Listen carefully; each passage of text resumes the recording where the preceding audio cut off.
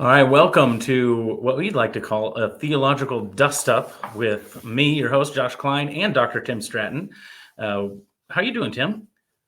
Man, I'm doing great. I just got back from a week-long trip to Mexico. Just returned yesterday, and man, it was just so good. My wife and I went to Mexico with a couple friends, actually one of my board members, and just had a great time. I really needed that vacation.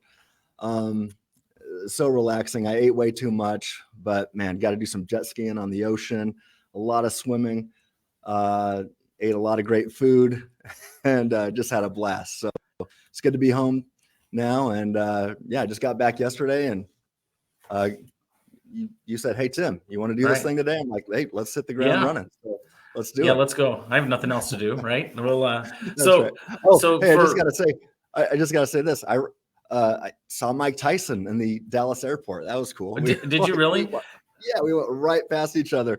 I was eating a bagel and walking to the gate, eating a bagel, and I was like, "There's Mike Tyson." Now, did you see that incident with him maybe a couple years ago where he just beat the Pope out of a guy on a plane? No. Oh, I remember that. The guy was like all of it. Like I don't know what the guy was thinking. He was getting in Mike Tyson's face, and then Tyson just kind of waylaid. So you didn't do that, though. You didn't. No. My wife and Tyson, I guess they like looked right at each other, and she was like, "Is that?" And I was like, "That's Mike Tyson." Yeah. So awesome. Anyway, just so you were not in Mexico doing what we call damage repair or whatever it was. It was yeah. It wasn't that, right? Okay. So today you and I we're gonna have a discussion about this video that David Pallmann made, trying to debunk the free-thinking argument and go after my scholarship a bit. And so I've heard some rumors that over the last few days that Dave and his friends have said that after Dave released this video that Tim Stratton is in damage control mode. And that's utterly mistaken. I was not in damage control mode. I was on vacation in Mexico. That's what I was doing. Now, I'll have to say that one day while sitting next to the pool, I opened up Facebook. I did see that Dave released this video last week, and that caught my attention. I was like, "Oh, here's a video dedicated to my work on the free thinking argument."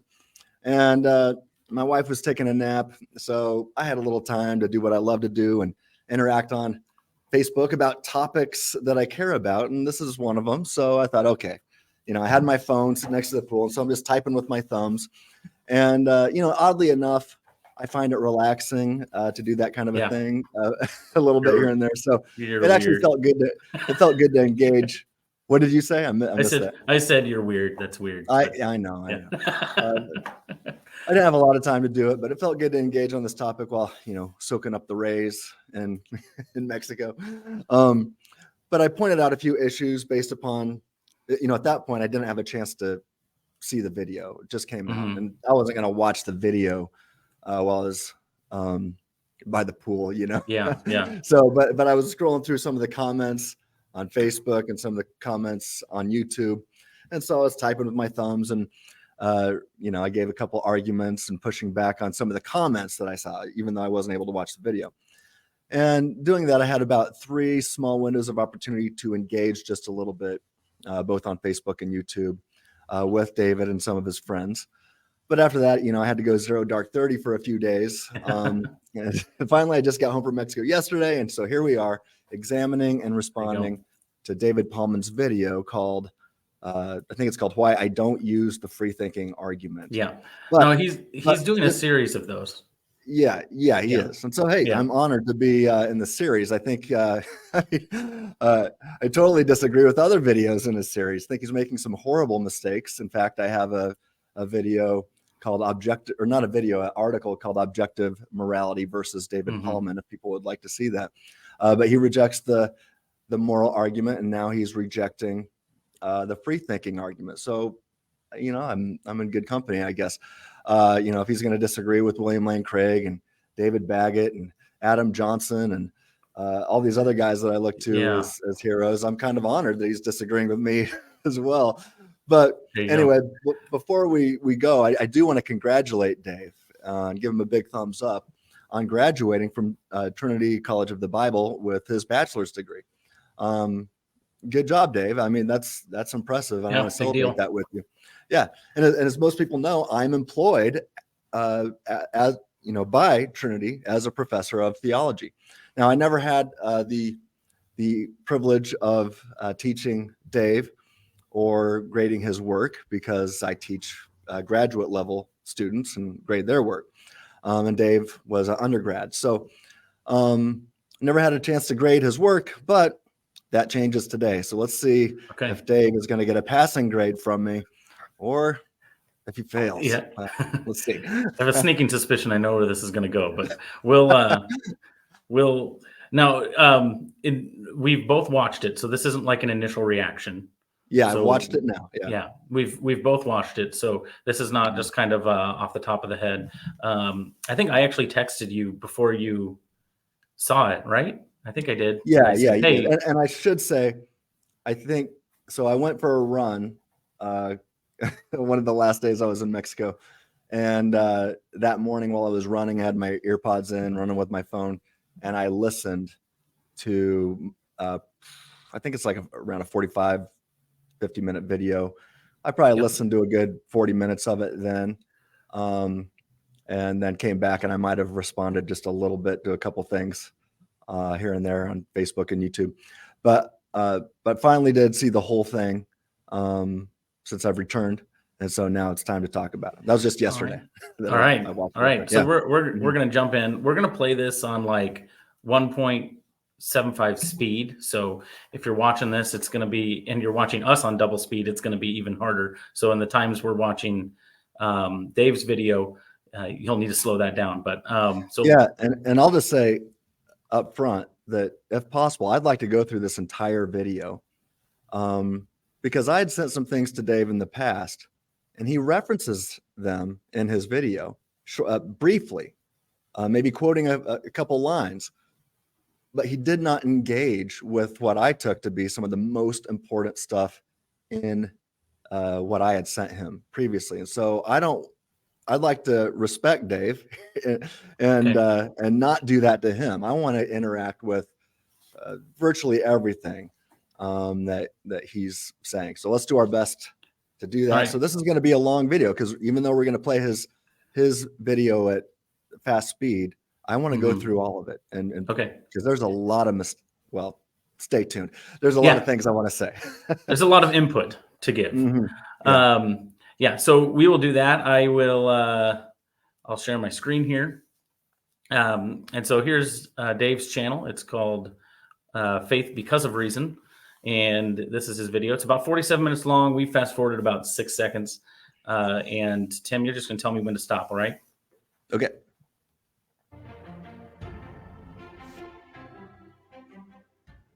Do we need libertarian free will in order to think rationally? Is determinism somehow self-defeating? And if so, then does this provide us with some reason to think that God exists? There are certainly some theists who think so. While there are glimmers of such an argument to this end found throughout the apologetic literature, and while some philosophers, like Robert Locke and Jim Slagle, have offered sophisticated defenses of such an argument, within the online sphere of apologetics, an apologist by the name of Tim Stratton has probably become the most well-known defender of this sort of argument for libertarian free will and for theism. Thank you. So greatly attached is Stratton to this argument that he's literally named his ministry after it. He calls his version of it the FreeThinking argument. All right. So attached to Stratton to this argument that I named my ministry after it. That's not entirely accurate. I guess you could make that connection. But look, I named FreeThinking Ministries, or I dubbed our organization FreeThinking Ministries. Really, the primary reason was to counter the atheist claim that they are the free thinkers, right? Atheists like to call themselves free thinkers. And by doing so, try to, imply that Christians are not free thinkers. And I was like, well, wait a second. You don't have access to that term, free thinker, if you think that all of your thoughts are determined by antecedent conditions. You don't have a justifiable claim to that label, free thinker, but then I explained that Christians do. So, and that is then related to the free thinking argument, but really I named it FreeThink Inc. Yeah. .org or freethinkingministries.com because atheists call themselves free thinkers. And I was hoping for those Googling the term free think or free thinker to stumble across our website. And I think that tactic has been highly successful. So anyway, I just wanted to clarify that a little bit. Not a big deal. Okay. All right. Let's keep going here. Oh, if I can. Basic idea is that one needs libertarian free will in order to be rational. Libertarian free will implies the existence of an immaterial soul, and an immaterial soul is best explained by the existence of God. Now, my doing an entire video on Stratton's argument is a little anomalous for this channel. I typically prefer to address arguments which are rigorously defended in the literature and which are taken seriously by skeptics. Stratton's argument, from what I have seen, meets neither of these conditions. However, Stratton is popular online, and his argument has become increasingly accepted among online. Sorry, there we go. All right, so there's really good reason that the free thinking argument has not had a lot of pushback in the academic literature. And that's because J.P. Moreland and I just rigorously defended the argument and explained it last year. It's a fairly new argument in the literature. Yeah, I've been advancing it on Facebook and YouTube for so I think the first initial drafting of the argument was probably around 2012. So I've been discussing it since then, but it hasn't hit the literature really. I mean, it's in my book that he's talking about, but a rigorous defense or explanation and defense of the argument didn't hit the academic literature until late 2022. And we're in late 2023 right now. So it's a pretty new argument. And while it's not received any actual pushback in the published academic literature to this point, I'm sure it will. Several scholars who reject libertarian freedom and are determinists have spilled much ink in trying to debunk it, a whole lot of ink trying to debunk it. Even though they haven't published it in academic journals, they've published it in glorified blogs, hundreds and hundreds and hundreds of pages. Has been written maybe not by scholars, but by others who fancy themselves as philosophers, even though they're not. It has also been published. But there's been a couple who I can think of, maybe three guys off the top of my head who have graduate degrees in philosophy. Two of them are PhDs. One's a Christian, one's a non-Christian, and these guys have both written quite a bit on their blogs about the free thinking argument. So anyway, although Pallmann just graduated with a bachelor's degree, we're going to see that Pallmann's attempts at debunking the free thinking argument have failed, along with all of those who have tried to take it down before him. So I'll say all these attempts at trying to take it down, I've responded to the majority of these. There's still one guy I need to respond to, but I think I've basically already responded to him with my article with Moreland, even though I didn't respond to him by name. But anyway, I digress. Let's keep going. Apologists. And since I know that online Christian apologists make up a sizable percentage of my audience, and because this series of videos on apologetic arguments, which I don't use, is intended to improve the quality of online Christian apologetics, I will address some issues which I have with Stratton's argument in this video.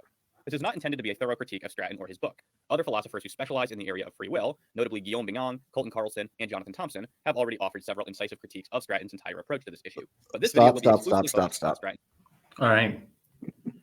Well, all right. Before you respond to that, I think I've sat through your lecture, I guess I would say, on the free thinking argument maybe 3 times. Is that fair? Yeah, including the Evangelical Philosophical Society. Yeah. Right? Yeah. And if you want to see that paper presented, you can see it on our YouTube channels. It was recorded and well done. But I did want to say, so he presents, I might rewind it a little bit. Where are we at? The 226. He presents a free thinking argument in a nutshell, or the basic structure. Did that go back? Okay. And so I asked you, is this the verbiage that you currently use in structuring your free thinking argument? No, Not at all. In fact, libertarian freedom is a necessary condition for rationality. That alone, without further context, is false. Yeah, not definitely. Yeah, I don't know if this is from me. If it is, it was from a while ago. And I wouldn't use that form today. So anyway. Okay, so he might not be. This could be from you from a while ago. We're not saying he's purposefully doing anything necessarily, but it is this basic structure seemed off to me. But yeah, I mean, yeah, I need to look at that more closely, but I definitely don't present it like this. Is it similar? Yes, but okay. I would want to be a little bit more rigorous with the way some of those are. Yeah, and you know, to Dave's credit here, even what I published in that book and the Mere Molinism book, you know, Human Freedom, Divine Knowledge, and Mere Molinism. Mm-hmm. I've said shortly after it came out, and I started getting some pushback from guys like Guillaume Vignon. I realized, okay, I need to tighten this up. What I offered in the 12th chapter was really a flyover, and because the goal of the Mere Molinism book wasn't, the focus wasn't to prove libertarian freedom. It was to prove, you know, or to give reason why Molinism is true, or probably true, or the best explanation. So when I spent time in a relatively short chapter on libertarian freedom, it wasn't an exhaustive treatment of the issue. And I, looking back on it, I wish I would have expanded upon that chapter, and the second edition, which is in the works and forthcoming, is going to be much bigger. I mean, that 12th chapter alone is totally revamped. So anything that's being discussed here from the 2020 publication is really kind of attacking an old man and not the new and improved young man on steroids who is actually in the academic literature, advanced by not only me, but J.P. Moreland, and some others are advancing it individually now as well in forthcoming works. So with all that said, let's keep talking. Yeah. Or let's keep listening to him talk. Yeah. Well, I'd interrupted you. I'm sorry. You had said he had just introduced other scholars, and he had mentioned Colton Carlson and Jonathan Thompson offering several incisive critiques. Yeah. Yeah. I know you want to respond to that. So sorry I interrupted, but respond to that. Yeah.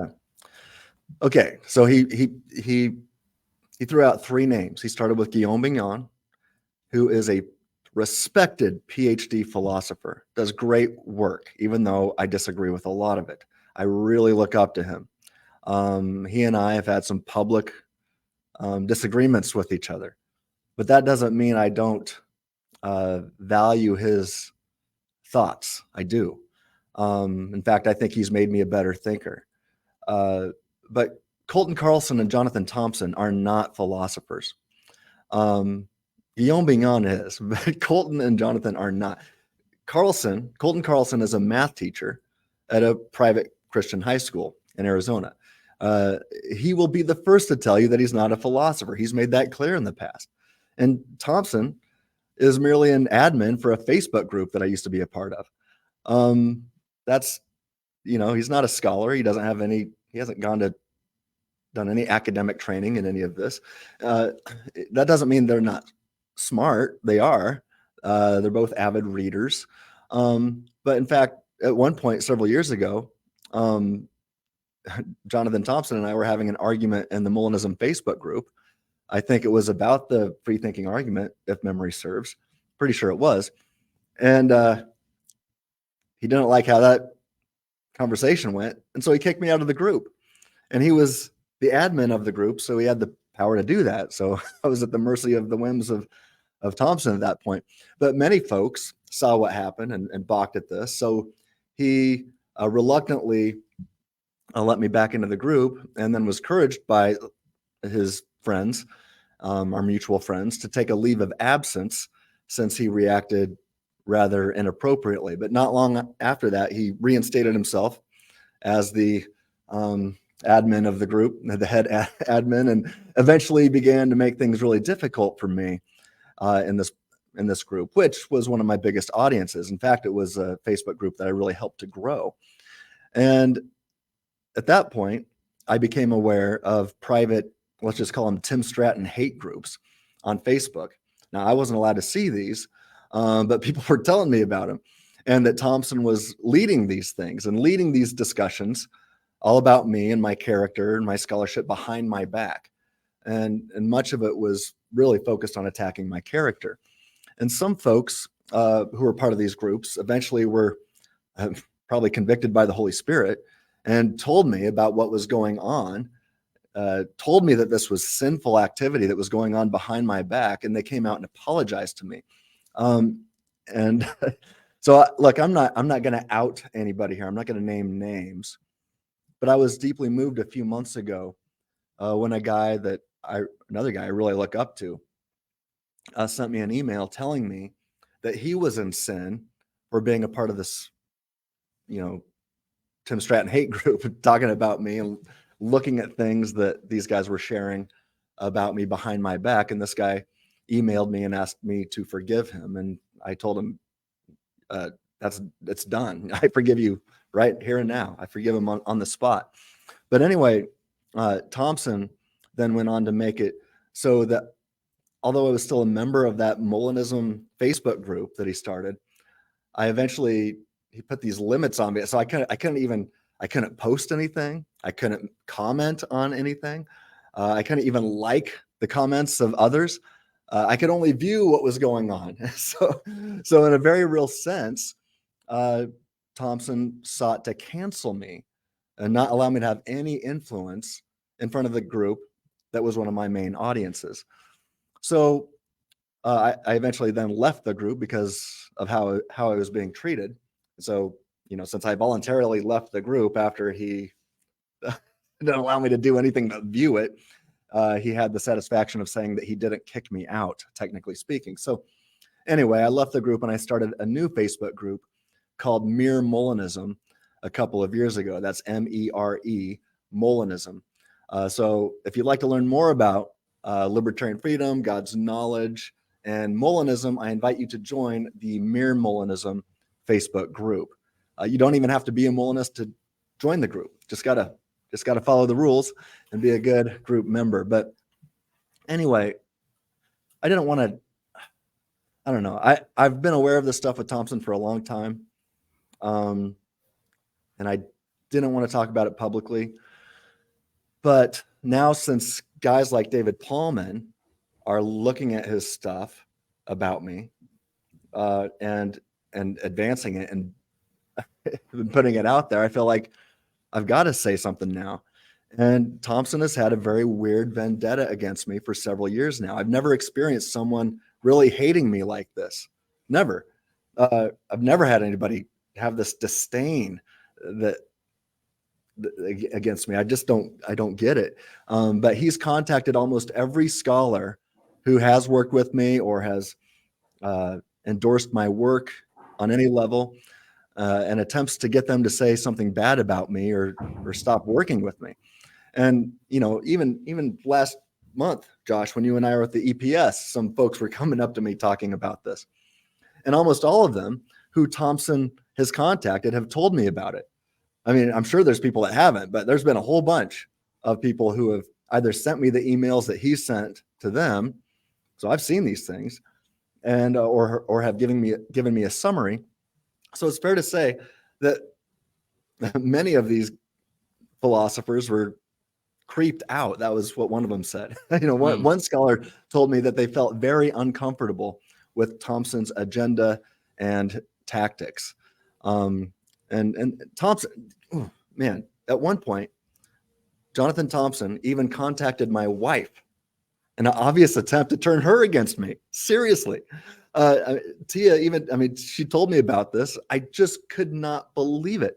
But that conversation, thankfully, never happened. But the mere fact that he was willing to go that far and actually contact my own wife in a seeming attempt to turn her against me, that is creepy.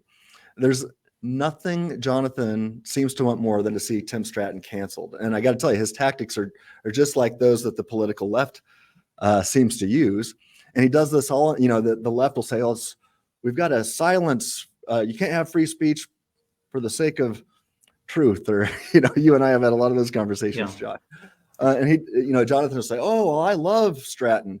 But we just have to silence him all in the name of, preserving good apologetics and philosophy. So he sees himself as this, you know, the arbiter of all things Molinism and apologetics and philosophy, you know, and he's not a scholar. He's got no degrees, right? But he does this, you know, behind my back when he contacts other scholars who are my colleagues and other, you know, and others who are in these private Facebook groups that I can't see. I know he says stuff on me on other pages and he blocks me so I can't see it.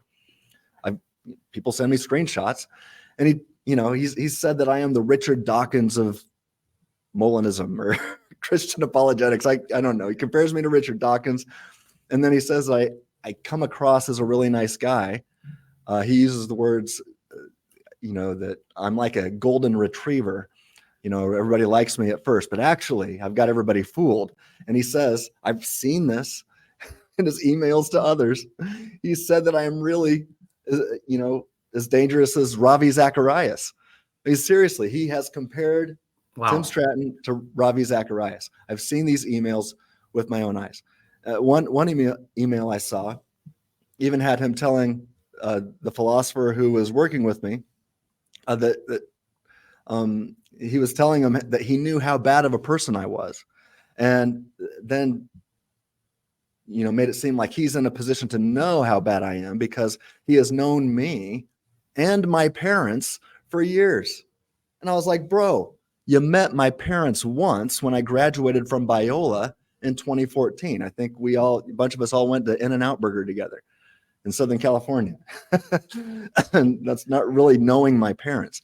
In fact, Jonathan doesn't know them at all, but he said that in order to make it look like he was this guy who really knows the heart of Tim Stratton. And just that's nothing's further from the truth.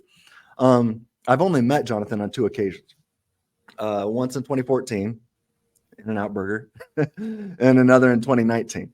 And yeah, we used to have a Facebook friendship, but really what's turned out to be one of the worst mistakes I've ever made was offering to share my platform with him. I wanted to give the guy a chance and help him, but he quickly turned on me, and this hatred, the seeming hatred of Tim Stratton has fueled him for the past several years. Man, I digress. Let's just say this. Let's suppose I am a really bad guy. Let's suppose I've got horrible scholarship.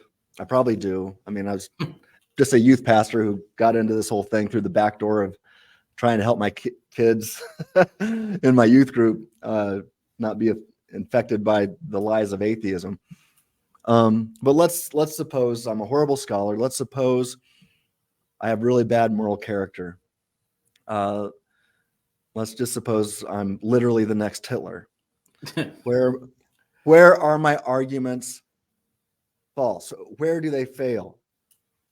Show me that. Instead, we typically get, and we're going to see here, we typically get attacks of straw men and attacks on my character, but not the actual argument, or at least the updated and strengthened argument. That's always ignored.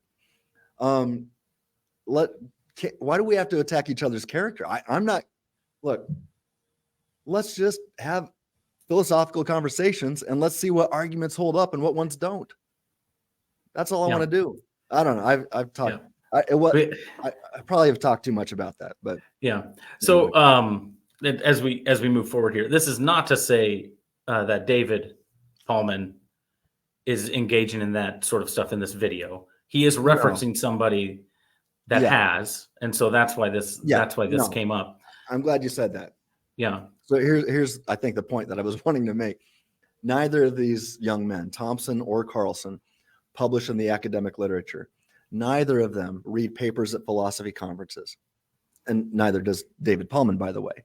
But now, as you know, Josh, I have presented multiple papers at both the Evangelical Theological Society and the Evangelical philosophical society, and I seek to interact with PhD philosophers who will challenge my ideas, offer critique, and make me a better thinker, because I know I'm not the best scholar. I know I probably make mistakes here and there, if not many more. So I am constantly seeking to get better, since I'm pretty new to this game, and surround myself with the best guys. So, and I encourage folks to listen to my exchanges with even, with William Lane Craig. When I read a paper at the EPS using Molinism to refute John Schellenberg's hiddenness argument, that he argues that atheism is true because of this hiddenness argument. Mm-hmm. And I think I offered a pretty forceful refutation of his argument. And then that place was packed with philosophers, including William Lane Craig.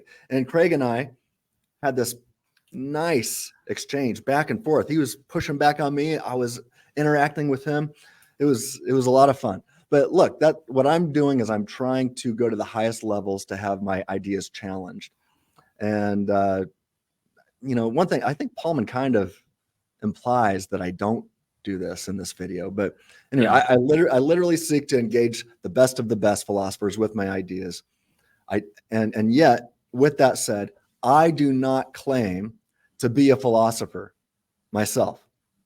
Right? I simply say, look, I have my PhD in theology, but I do seek to surround myself with PhD philosophers. I'm not a philosopher. I'm a theologian who is trying to become a better philosophical thinker. Yet Pallmann, even though I've got my PhD in theology and I'm a professor at the institution, which just gave him a bachelor's degree, Pallmann only refers to me as a popular online apologist. But he's willing to grant the title philosopher to Carlson and Thompson? I mean, come on, man. I mean, since Pallmann, I know he carefully writes his scripts in advance. He announces that to everybody that he's working on his scripts. This seems to be an odd attempt at maybe poisoning the well, trying to make me look like someone who is basically in the same boat as David Pallmann, the same boat that he's currently in, while making the people he's citing in his video have even less, those guys have even less academic training than Pallmann does, but he's making them look like they're respected philosophers to bolster his points. I don't know. It just seems like an attempt at poisoning the well or something. I don't know. What do you think? Yeah. And I think this was something that I said. Now, I don't know David. I don't know any of these people. I know you. And so people can call me biased or whatever. That's fine. So I try not to attribute motive to anybody. I want to be gracious and charitable.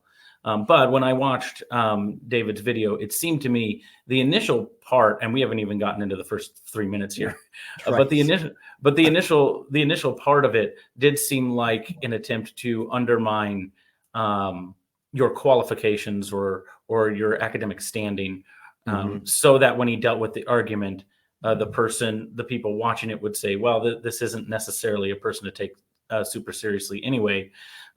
So I would agree, even not knowing the background of these other two guys, that it still seemed to me that instead of saying, hey, Tim's got a PhD, I disagree with him on this, we've disagreed a lot. He's thought deeply about it, but I don't think he's considered these things. Instead of saying something like that, he says, well, you just haven't engaged with the literature. You must not know, things like that. And we'll see that in the video. But so it seemed like there was an attempt to undermine your academic standing before he got to your argument. He does deal with your argument, and we'll get to that. And then I think that's the best part of his video is when he's dealing with the argument, he's trying to make sense of it, and and then he goes on the offensive a little bit. So so let's get to the rest of the video. We won't stop every 2 minutes, I don't think. But I think this was it's important because this is also how he's setting the stage for the video. So he's setting the stage for the video, and again, not saying nefarious intent, but the setting of the stage of the video says, first of all, well, this is kind of a different video because I normally deal with actual academic thinkers. That's not a literal quote, but that's basically what he's saying. And then he says, and then he brings up these two people as well that have offered concise refutations of your work. and basically saying, but since people do watch his YouTube channel, I will stoop to this level. That's Yeah, kind right. of, that's kind of how it's starting. Uh-huh. And so maybe that's how he really feels, and that's fine if that's how he really feels. But you've got to deal with the fact that you are engaged in all of the academic things that you've just spoken about. Now, you're not William Lane Craig, right? Right. But yeah, very few are. But you are engaged in those settings, and to imply that you haven't thought deeply about it, I think is to try to poison the well before you get to the argument. And I think that's purposeful. That there's a reason this was said before he talks about the argument rather than after. Because now the person watching already has something in their mind. If they've never heard of Tim Stratton before, and they already have something in their mind of, oh, this guy's just a popular level person, right? And now you're a popular riser, but that's different than somebody who's just popular level. I would say I'm just popular level. I've got an MDiv, and I'm pretty well read, but I am not academic, not even close. So maybe we'll get there someday. But I think you will. I mean, that's your goal. You have a goal to get there, so that's cool. Yeah. All right. We have talked a lot, so let's let David do some talking. Sound good? Yep, a little bit. FreeThinking argument, as defended in the original edition of his 2020 book, Human Freedom, Divine Knowledge, and Mere Molinism. I should also be transparent up front that Stratton and myself have a little bit of history of rather strongly disagreeing with one another over this argument online. I consider Stratton to be a friend, but I have made no secret about the fact that I do not think that he comes anywhere close to making an adequate defense of this argument. However, Okay, just I am second, not here interested in pursuing any of the drama resulting from our... That wasn't even, you said we're not going to stop it every 2 minutes, and that was Yeah, like 10 that was seconds. no, we're gonna stop it every 30 seconds. That's That's right. I just want to say this was an interesting comment. Dave and I have had some disagreements and argued about things here and there. I don't think we've had a ton of interaction. I have written, you'll see on my website, written 2 articles addressing him alone. So just, you can, in fact, fairly recently, I've had 1 or 2 phone calls with him in the past. It's been probably a couple years ago. I asked him for another phone call because I saw some things that he was saying online. I think he needed to get some clarification on, and that phone call never happened. That was about a year ago. And I just, I've really, I see so many things that he posts online that I want to interact with, but I just don't, out of respect for him. But there's a few things that he said where I'm like, okay, I thought 2 articles are worthy of this. And now he said all this. I'm like, okay, well, now you get a whole video. there you go. But what I find, I've argued, when I have argued with him, it wasn't like a crazy argument. I argued with him the same way I argue with you. I mean, Josh, do you and I agree on everything? No, we don't. In fact, at ETS, we had a late night debate. Yeah, we did. Yeah. Yeah. And did we stay friends, even though we ended the argument still disagreeing with each other? I think so. Or this is really awkward right now. That's right. No, it seems to me there's some folks out there who can't handle being disagreed with. Even, I mean, you and I even are kind of forceful, and I'm like, no, you're not seeing this, boom, and we're going back and forth. And that's all I've had with Dave in the past. I don't even think like you and I have had.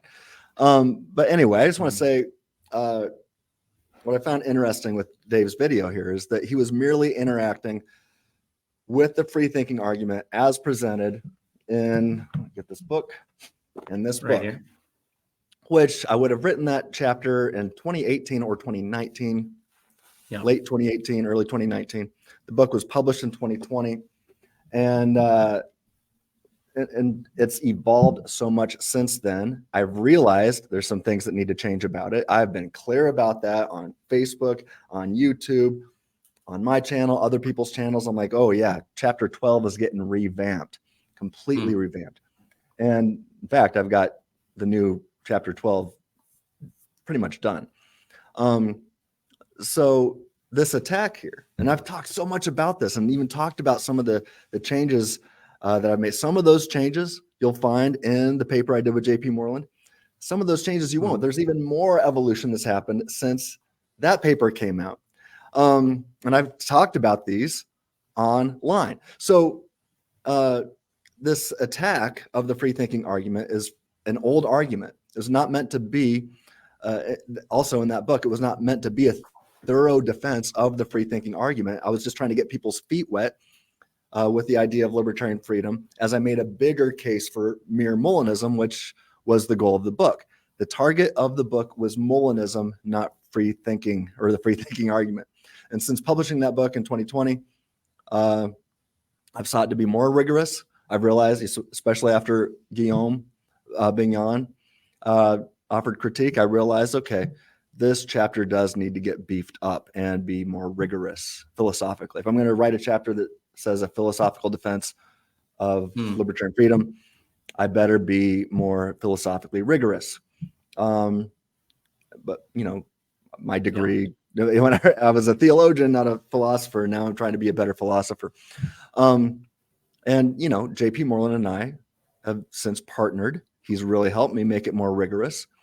And we wrote an academic journal article called An Explanation and Defense of the Free Thinking Argument. So here's my question. Why in the world would Dave not interact with the latest version of the argument that is more rigorously defended with the help of one of the greatest philosophers in the entire world?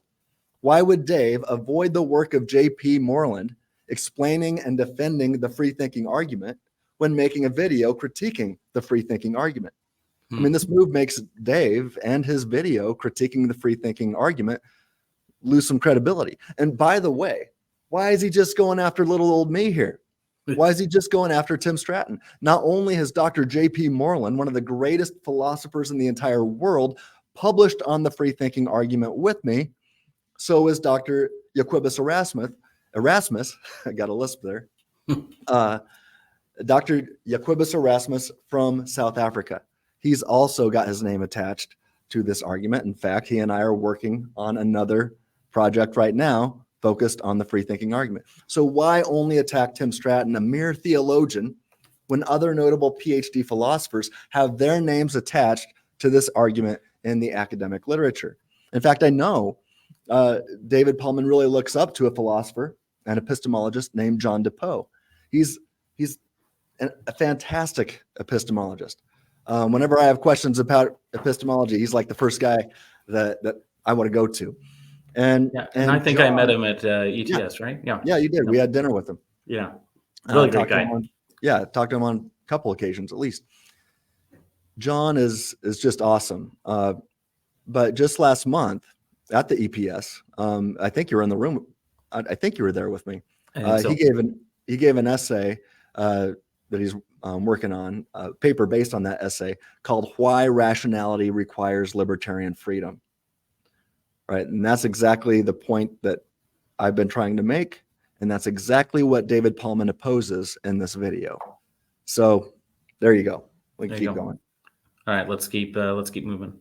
Are squabbles online. I am strictly concerned with the truth of certain premises within this argument and the defenses which he offers for them. Tim Stratton defends the free thinking argument in the 12th chapter of his book. He formulates his argument into a variety of deductive syllogisms. The first version he offers, which he designates the free thinking argument against naturalism, runs like this. 1. If naturalism is true, human nature does not include an immaterial soul. 2. If human nature does not include an immaterial soul, then humans do not possess libertarian freedom. 3. If humans do not possess libertarian freedom, then humans do not possess the ability to rationally infer and rationally affirm knowledge claims. 4. Humans do possess the ability to rationally infer and rationally affirm knowledge claims. 5. Therefore, humans possess libertarian freedom. 6. Therefore, human nature includes an immaterial soul. 7. Therefore, naturalism is false.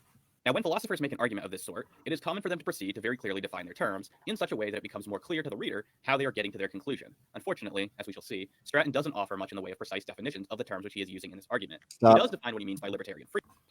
Yeah, before you chime in, I want to say I don't know why at the 2-minute mark he has a different argument up, and then puts this one up directly from your book here 2 minutes later.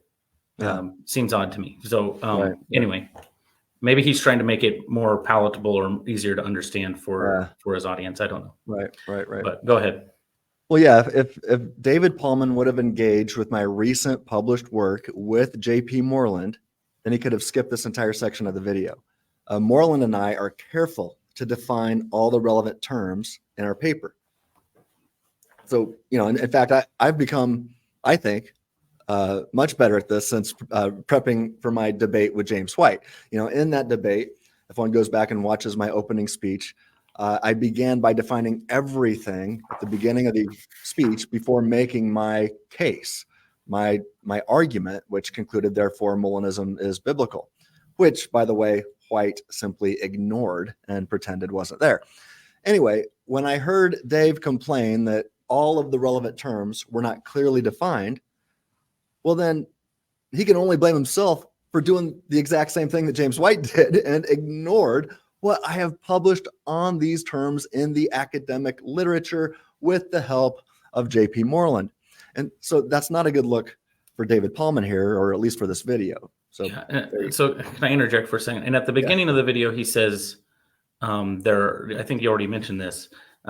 He says, you're a popularizer, and no other really serious philosophers forward this thought. And you named Depeau and J.P. Moreland, which seem like philosophers that could have been mentioned. Yeah, I mean they're pretty heavy hitters, to say the least. Yes. So should we keep going? Yeah. All right. Freedom, at least. Whoops. Saying the version of libertarianism adopted here affirms that an agent possesses libertarian freedom if and only if the agent performs, has performed, or can perform a free action. This implies that a person possesses libertarian freedom if he, at some time, is not causally determined to do what he chooses and or has the ability to genuinely choose from among a range of alternative options, each of which is consistent and compatible with his nature. I am happy enough with this definition of libertarian freedom for the purposes of this video. Unfortunately, however, because Stratton does not explain how he is using most of the other terms in this argument, it's more difficult to interpret several parts of his argument. Stop. For example, his first premise states that if naturalism is true. So he's happy enough with the definition. I'm okay with it, but I've, in that article that I wrote with JP, we tightened that up even more. So I encourage people to watch that. But, he says that, I haven't, in that book, haven't defined everything. And so it's difficult to interpret. Well, that's on you, Dave. That's your fault. You knew full well that the paper I wrote with JP Moreland exists. You even make a passing reference to it in this video that that we're talking about right now, but you fail to engage it. Why did you ignore it? I mean, if you want clear definitions, they're out there. I've published them. So Dave's video, while not technically a straw man attack, because I did write that chapter in the book, it's definitely not an attack against a steel man, right?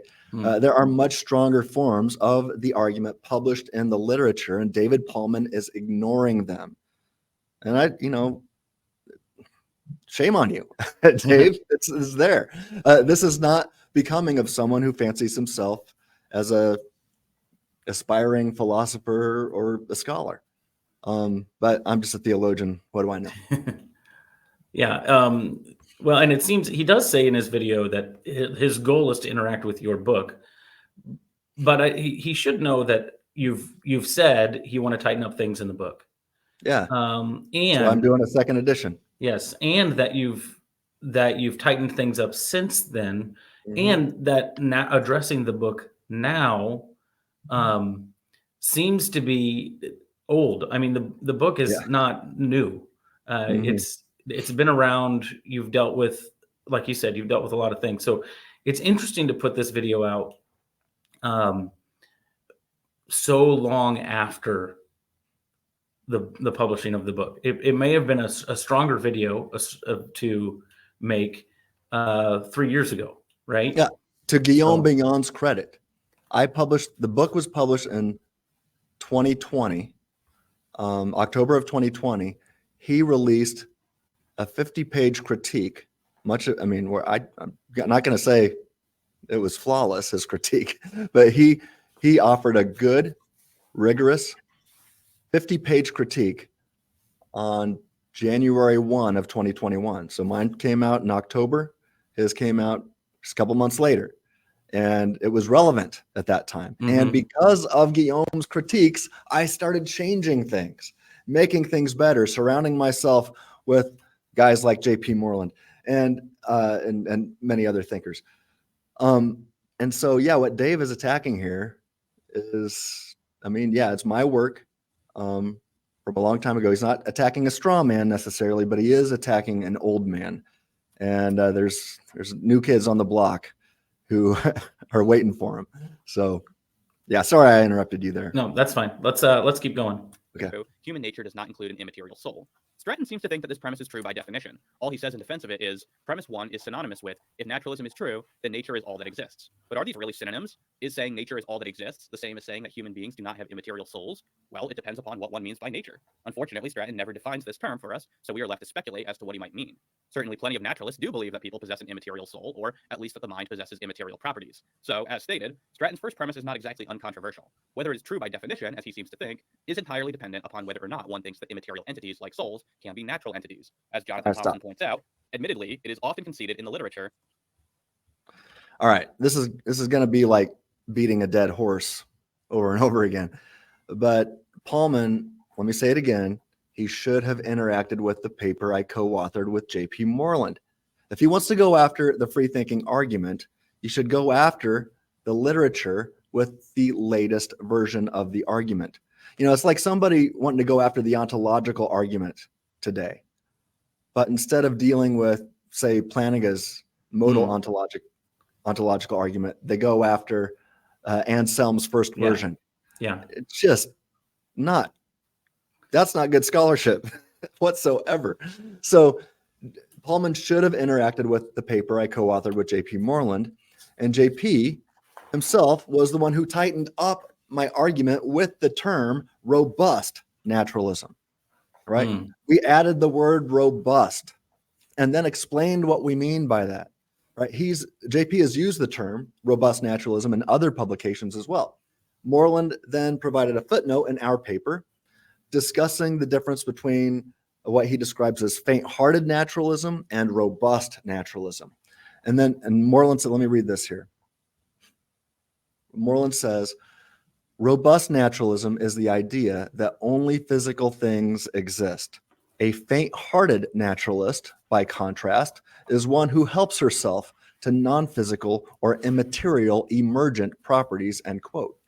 So as Moreland noted in a prior publication, and he shared it again in our publication, he says that the proponent of robust naturalism, let me read this one, ought to express, here's a block quote here, ought to express a scientific version of philosophical monism, according to which everything that exists or happens in the world in principle, or is in principle, susceptible to explanations by natural scientific methods in the hard sciences. Whatever exists or happens in the world is natural in this sense. Prima facie, the most consistent way to understand naturalism in this regard is to see it as entailing some version of strong physicalism. Everything that exists is fundamentally matter. No non-physical entities exist, including emergent ones. This constitutes a strong sense of physicalism and robust naturalism, end quote. So then Moreland and I go on to reference Peter Van Inwagen, Carl Sagan in our paper.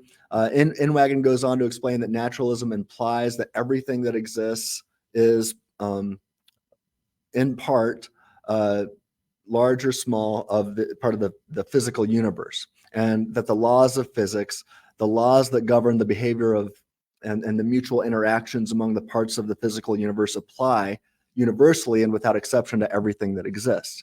And then we noted Alvin Plantinga, who simply described naturalism as the view that there is no such person as God or anything like him. That's what naturalism means, or at least what we're going to mean by robust naturalism. There's no immaterial thinking things, right? We then in the paper, JP and I go on to describe God as William Lane Craig has as an immaterial thinking thing. And I would add then that God is an immaterial thinking thing, not determined by the laws and events of nature, and that God has active causal power. So if that's the case, if that's what God is, if that's what God is like, things like God would also be immaterial thinking things not determined by the laws and events of nature, who have active causal power in the universe. This is what most of us refer to as the soul. So if robust naturalism is true, the view that JP and I are specifically targeting, then not only does God not exist, but neither do souls or anything else like God, as Alvin Flanagan noted. Now, Dr. Matthew Flummer, he's part of the Free Will Show. I consider he's become a good friend. He's quite skeptical of determinism, to put it lightly. His colleague is a determinist, Taylor Sear. But Matt and I have developed, I think, a good friendship, and I throw a lot of things by him. I want him to look at things that I'm working on, things like that. And he gives me some good pushback. He doesn't just accept things just because I say them. That's for sure. Even if he tends to agree with me, he's going to push back hard. And right now I'm working on a response to him. I asked him if I could do this. That I'll be publishing soon on our website. But just love the guy. But yeah, Flummer once, I sent the paper that JP and I were working on his way to proofread it, and he excoriated it and told us where we needed to make some changes and some edits. And we, JP was like, man, you have done us a huge service here. So we owe a lot to him.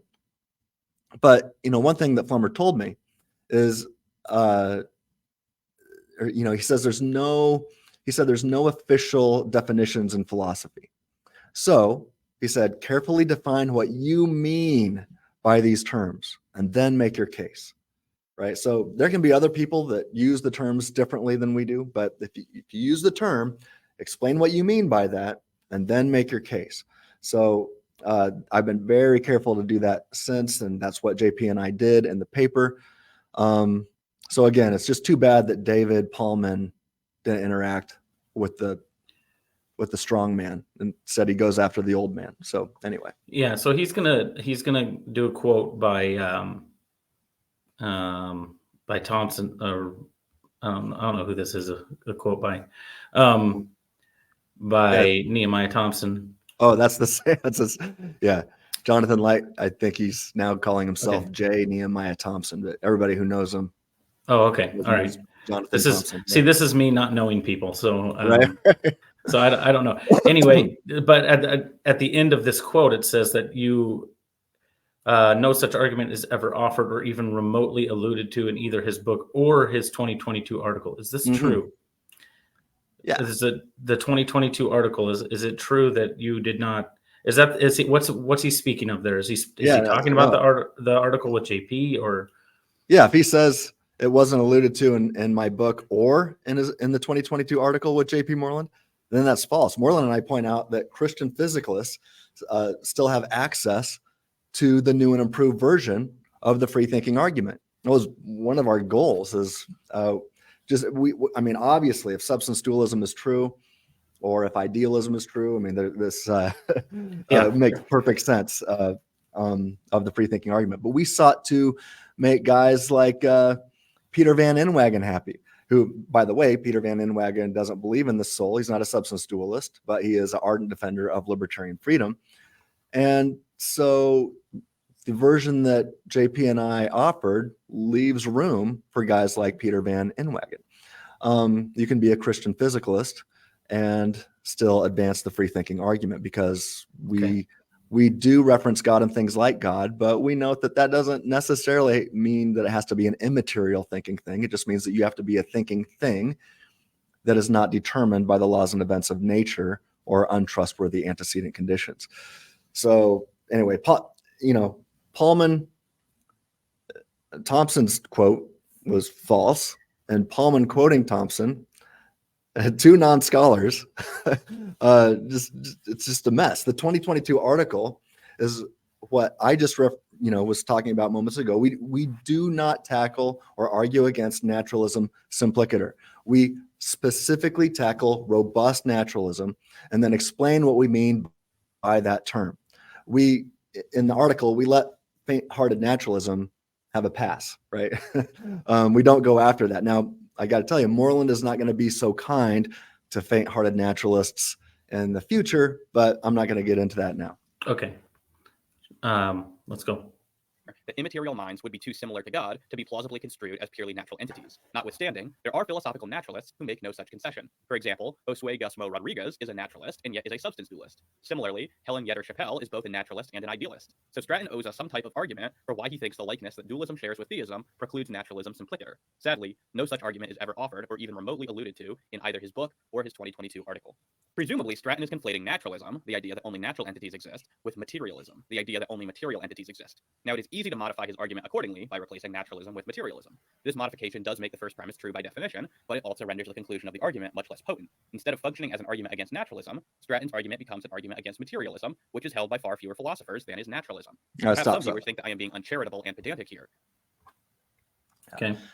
JP Moreland and me, JP Moreland and I are not conflating naturalism simpliciter with materialism.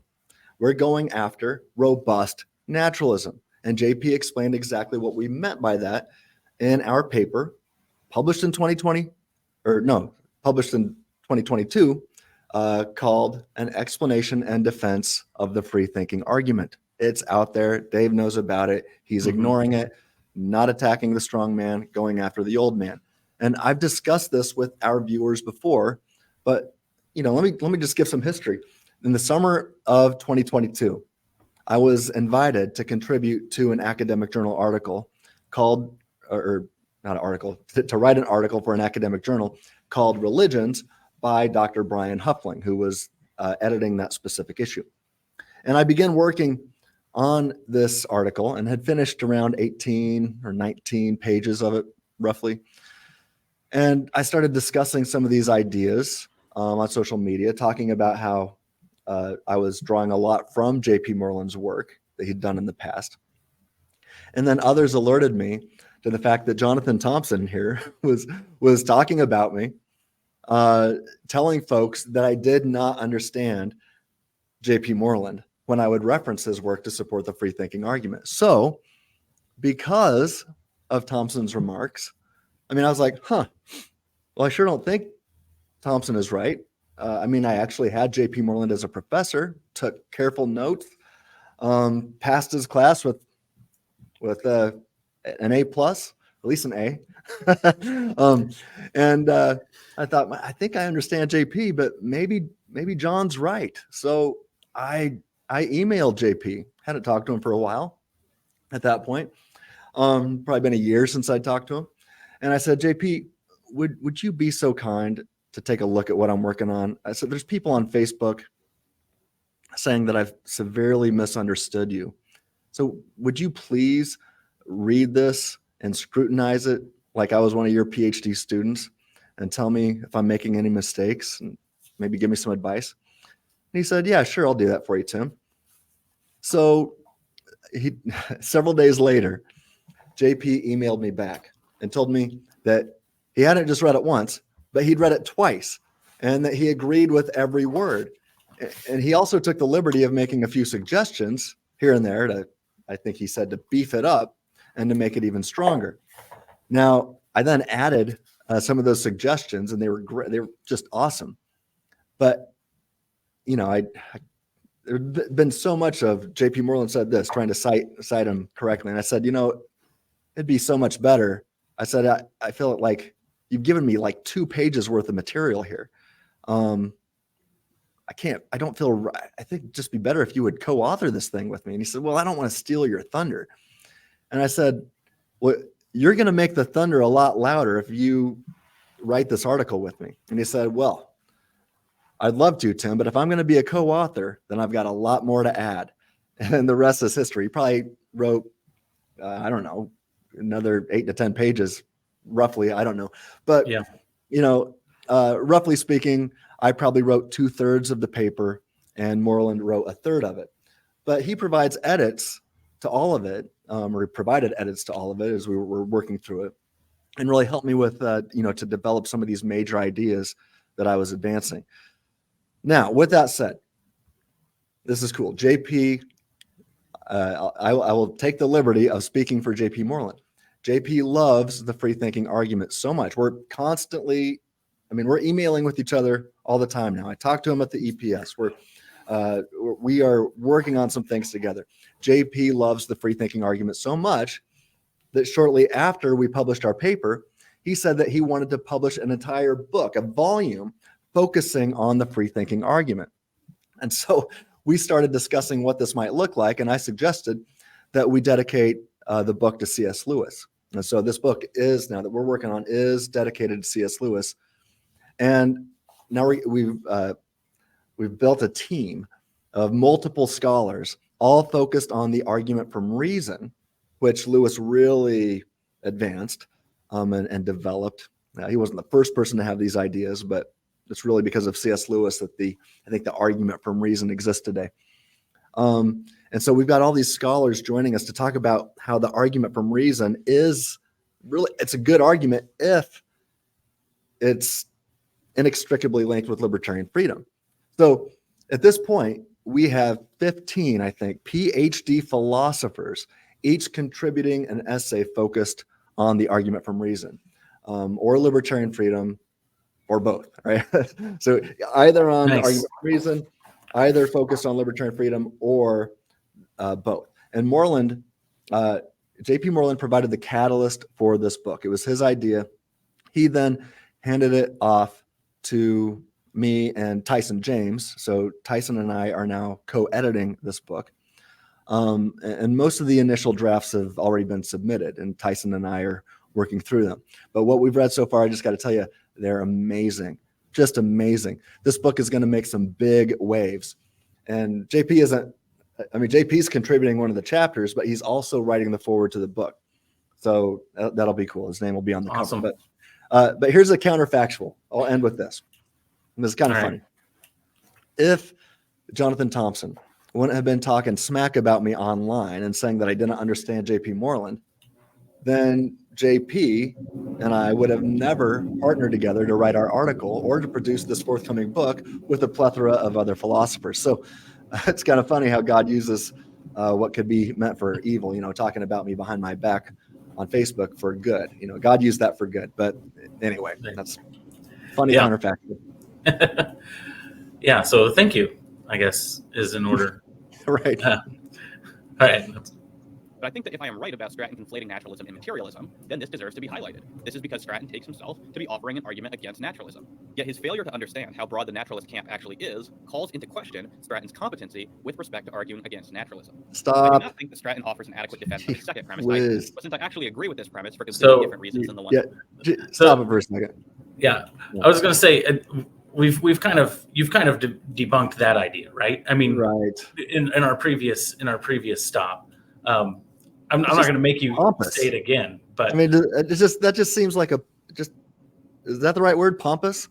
Yeah. Well, it's at least seeking, like I said, it was you're just not as academic. So you just don't understand these definitions. I'm going to help you. Yeah. So we already talked about that. I don't know if you want to go any further into that, or if we those. continue. I do understand the definitions. Talked about it a lot with JP. That's why we decided to go after robust naturalism. If Dave would have interacted with the young, strong man, he wouldn't have been saying all this pompous stuff. Instead of going after the young, strong man, he goes after a straw man or an old man, and just not cool. Anyway. Yeah. So he says, if I'm right. I mean, true. He says, if I'm right. Well, he's not right. Yeah. So we could say, well, no, you're not right. You're mistaken, or at least you're at least mistaken. We'll put it that way. Yeah. He offers, I will grant it for the sake of moving on to what I see as being the cornerstone premise of his argument, premise 3. This premise states that if humans do not possess libertarian freedom, then humans do not possess the ability to rationally infer and rationally affirm knowledge claims. Now, knowledge can roughly be defined as justified true belief.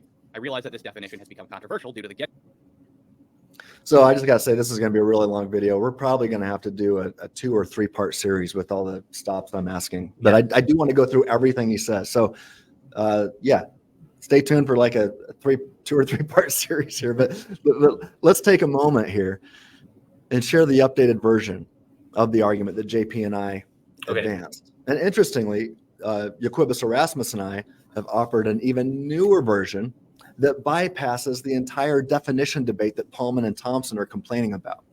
And that will be out in a forthcoming work. So anyway, Erasmus and I just go right after naturalistic determinism from the start. And so, we just bypassed everything we're talking about here. But let's save that new argument for another day. Here's the version. Let me bring this up. Let me give a version that JP and I advanced in the literature, the same version that Pallmann has ignored thus far. And here it is. So to clarify, this is a new version of the free thinking argument. This is the 2022 version. Okay. All right. And we've got an even more evolved version now that will be published in a forthcoming work. But this is what is out there right now and should have been dealt with. It's been out for over a year. All right. Premise 1. If robust naturalism is true, God or things like God do not exist. 2. If God or things like God do not exist, humanity does not freely think in the libertarian sense. 3. If humanity does not freely think in the libertarian sense, then humanity is never epistemically responsible. 4. Humanity is occasionally epistemically responsible. 5. Therefore, humanity freely thinks in the libertarian sense. 6. Therefore, God or things like God exist. 7. Therefore, robust naturalism is false. Now, the deductive conclusions stop there. We added an abductive conclusion that's really the beginning of a new argument. And we just simply say the best explanation of God, things like God, and the libertarian freedom of humanity is the biblical account of reality. That's just simply a goal to get us into Scripture. But people are free. I don't care if they include the 8th step of the argument or not. We can just end with the 7th. But although Pallmann gives the second premise a pass, the reason why it's likely true is that God and things like God, as I mentioned earlier, would be immaterial thinking things, not determined by the laws and events of nature with active causal power in the universe. But if God or things like God do not exist, then it seems that all we're left with is the laws of nature doing its thing. Right? The laws and events of nature are determining all things about humanity, including the entirety of human mental activity. So if this is the case, then humanity is not an active agent, but rather a passive cog or dust in the wind, right?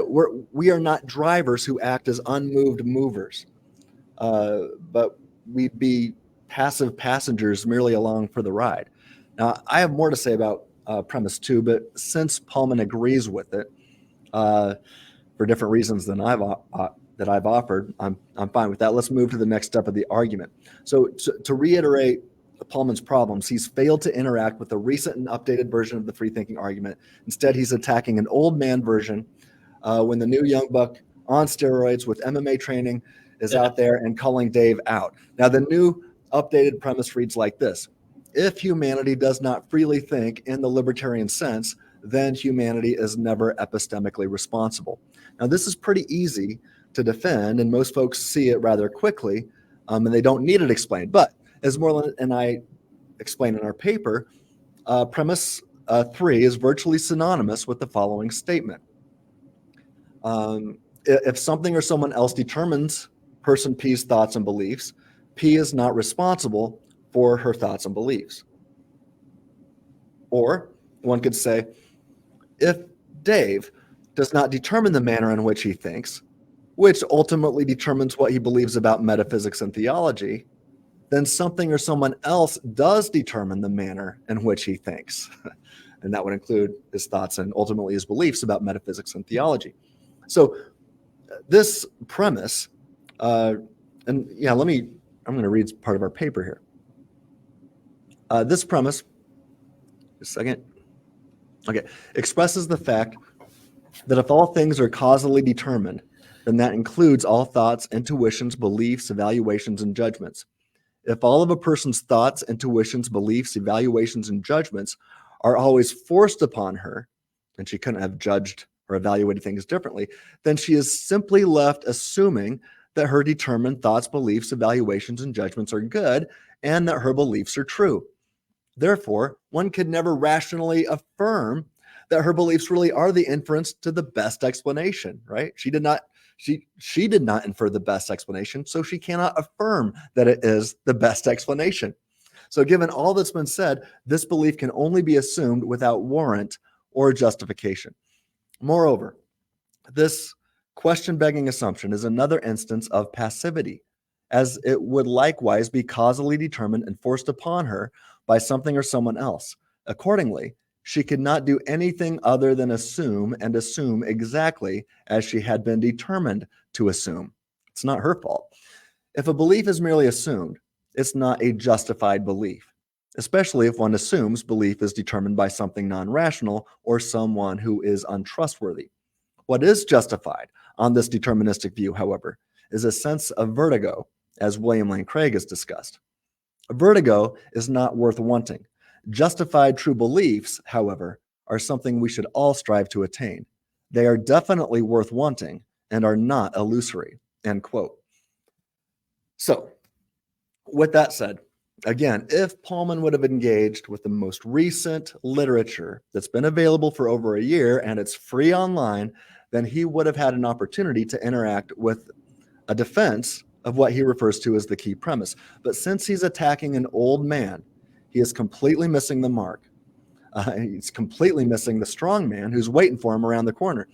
And to make this young man, this young strong man, even stronger, here's a version of the premise I offered at the EPS in San Antonio just last month.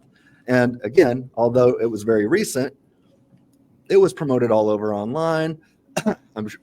Dave definitely had access to it. If you're going to make a video critiquing my work, you should probably pay attention to the latest stuff I'm putting out on it. This video has been on YouTube for the last several weeks.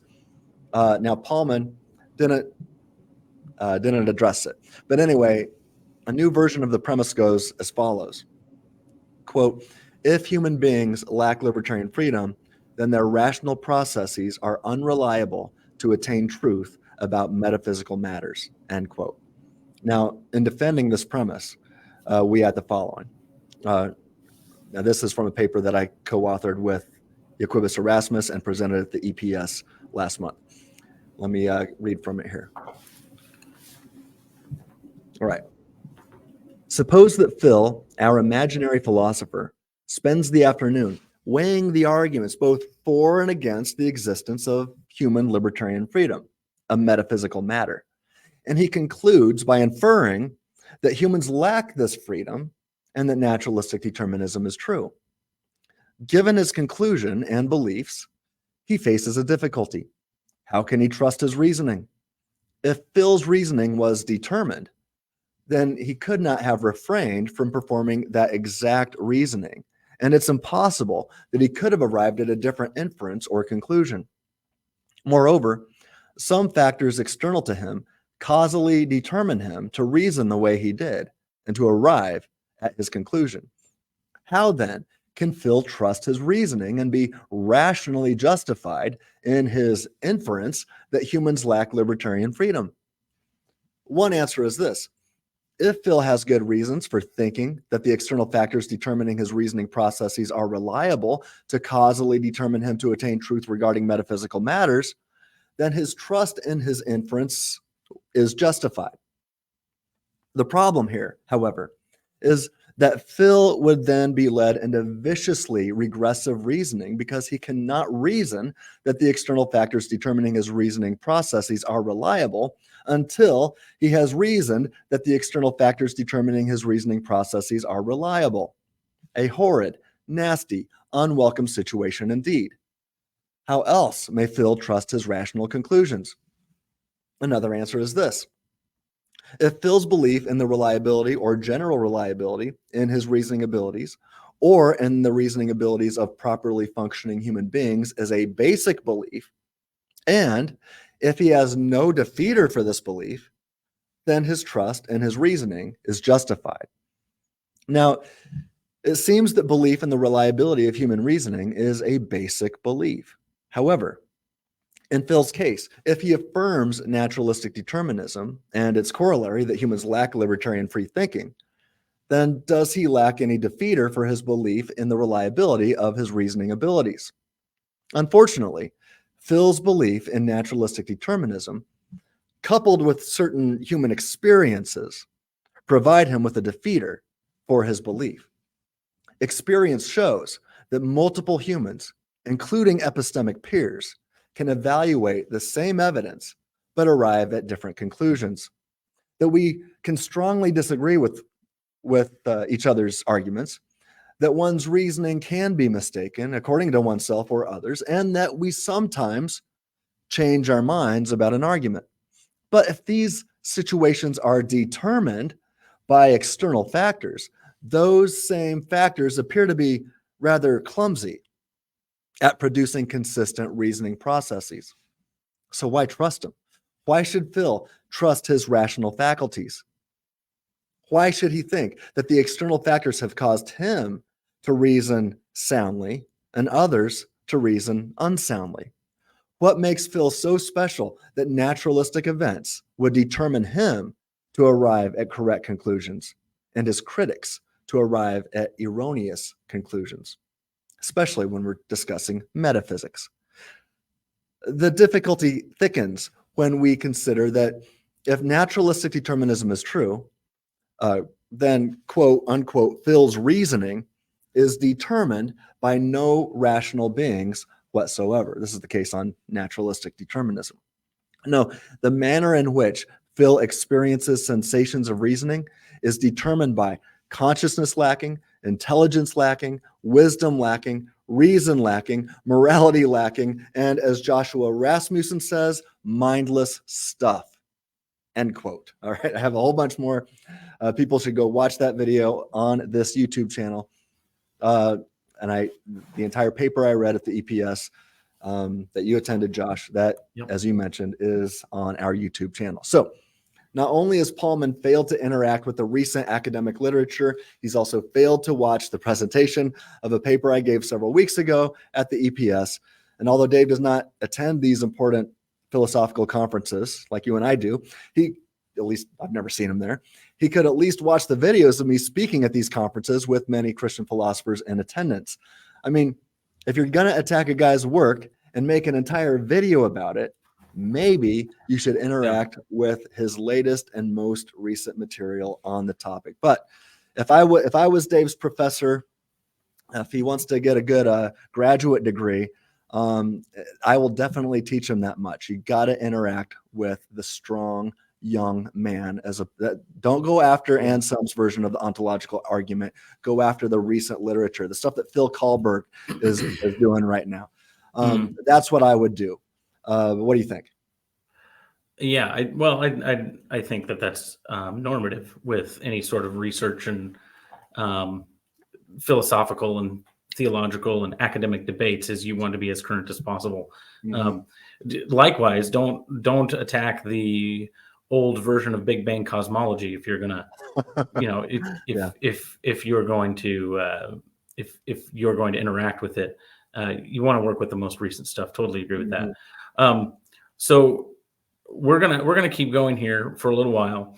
He's gonna spend a lot of time on this key premise. He's going to say you're going to commit that you're committing a genetic fallacy, and he's going to give a counterexample that you have discussed with him multiple times on Facebook. And I know this because I've read this multiple times on Facebook. This example. So the question I have is: do we want to listen to those things without stopping and then address them, or do you want to keep doing it piecemeal here? I don't care. Like, you want to play it from the current spot right now, and maybe we'll fast forward. It's hard. So this is what I'm struggling with. He's talking about the key premise, but as you've said, it's not even the most updated version of the key premise. So even if the key premise falls in this video, he's not actually attacking the premise that you put forward currently that strengthens this Mhm. premise. So it's Yeah. hard for me to continue to even consider, let alone discuss the premise if what you're saying is this is similar to, but not as robust as the premise that you're putting forward now. Does that make sense? Yeah. You know, he made, just let me quickly say here, and I'm looking at some notes here. He said, he raised some questions about how to define knowledge. And I just want to say that I think Dave and I are pretty much on the same page with Yeah, that. justified Yeah, true belief. go ahead. Yeah, Yeah, that's his justified true next. belief. Yep. He says This premise that. states that if humans Oops, sorry. do not possess libertarian freedom, then humans do not possess the ability to I did not mean to infer start the and rationally video. affirm knowledge claims. Now, knowledge can roughly be defined as justified true belief. I And realize that this my definition has become controversial due to the Gettier problem. there we go. My computer wigged out on me there. I meant to click on That's this right. button. There we go. Yeah, I'll just make it clear that my position is that knowledge requires at least 3 essential ingredients. 1, justification. 2, it's got to be true. And 3, you got to believe it. There might be more ingredients to add to that cake. That's debatable. Epistemologists debate on that. But it seems to me, and I think Dave and I are going to agree here, that if it's lacking any of the 3 essential ingredients, justification, truth, and belief, then it's not a knowledge cake that you're baking. You got to have those 3 ingredients. So yeah, I like justified true belief. I mean, we can discuss warrant and things like that, but I think basically it's going to boil down into some kind of justification. And I seek to show how the determinism that's advanced by naturalists, or atheists in general, really, and also divine determinists, you're going to have major defeaters raised. And so you lose justification at that point. But anyway, let's keep going. All right. I have explained in detail in another video why I don't believe that the Gettier problem actually challenges this analysis of knowledge. But more fundamentally, later in his book, Stratton himself accepts this analysis of knowledge, saying epistemologists often define knowledge in the simplest terms as justified true belief. So this analysis will suffice for our purposes here. As to why Stratton feels the need to clutter his third premise by drawing a distinction between inferring and affirming knowledge claims, I do not know. Okay, First, all right. Let me explain that. There you go. I Well, think and yeah, do you use this verbiage in the newest arguments you put forward? No, not at all. Okay. So it's really kind of irrelevant. But so he wants to know why I did that, and I even mentioned it earlier. I think I noted, look, if you aren't the one who's inferring, right? If inferrings are happening to you, but you're not driving that ship, if you are not actively inferring what you deem to be the best explanation, then you cannot rationally affirm that it's the best explanation. And I think this is odd that Dave's complaining about this for a couple of reasons. Like you said, number one, it's not even how the current version is worded. Number two, if he's so confused about all this stuff and why I worded things one way or another, he's got my phone number. You can text me, say, "Hey, dude, why did you use this language?" I could have responded in one text and answered that for him. But look, here's the deal: if one is not the active driver or pilot of the ship of reason, then one is a passive passenger who's merely along for the ride. And in the case of robust naturalism, the pilot is non-rational and mindless stuff, as Josh Rasmussen makes clear. Now, this mindless stuff then determines exactly how Dave would think about these metaphysical matters and determine exactly what Dave ultimately believes about these metaphysical matters. Thus, it's literally impossible in this situation for Dave to actively infer a better belief, because he's determined to think something otherwise. Now, his beliefs, true or false, are determined by other things that are not trustworthy to deliver metaphysical truth to Dave, because these mindless things, this mindless stuff, knows nothing about metaphysics, but it's determining the entirety of Dave's mind if naturalistic determinism is true. So in this scenario, Dave does not have the active power to infer metaphysical truths. Those are determined by him by mindless stuff. And if Dave does not have the power to actively infer his metaphysical beliefs, then he cannot rationally affirm that his metaphysical beliefs are true. If determinism is true, one has a problem with both inferrings and affirmings. That's why I wrote it that way. He should have asked. But Moreland and I word the premise differently in our 2022 publication, so it's really irrelevant. Yeah, and I thought it was interesting that he went after what I think, did he call it redundant? I can't remember what he called it, but infer and affirm are not synonymous. Right. So it's not redundant. They're steps. It's a step from one to the next. Right. So yeah. So let's both seem to be important. Yes. You know, we want to both make rational inferences and rational affirmations. And I'm pointing out, hey, you lose this first step of inferrings, you're not going to be able to do the affirmings. Yeah. And all that said, that verbiage isn't used in the most recent version of the argument anyway. Knowledge claims in particular, as opposed to just knowledge. Does Stratton think that given determinism, we can't affirm knowledge, but not knowledge claims? This seems doubtful. What is the difference even supposed to be? Second, why specify that given determinism, we both cannot rationally infer or rationally affirm knowledge claims? If one cannot rationally affirm knowledge claims, then it trivially follows that they cannot rationally infer knowledge claims either. What is an inference if not an affirmation of a conclusion from some prior set of premises? This is just a needless redundancy within the premise as far as I can see. Perhaps Stratton is just a redundant writer, but I think it's more likely that he just hasn't thought very carefully about the wording of these premises, perhaps as a result of his failure to engage the literature surrounding these issues. So I'm going to stop that right there. And so this is what I was talking about before.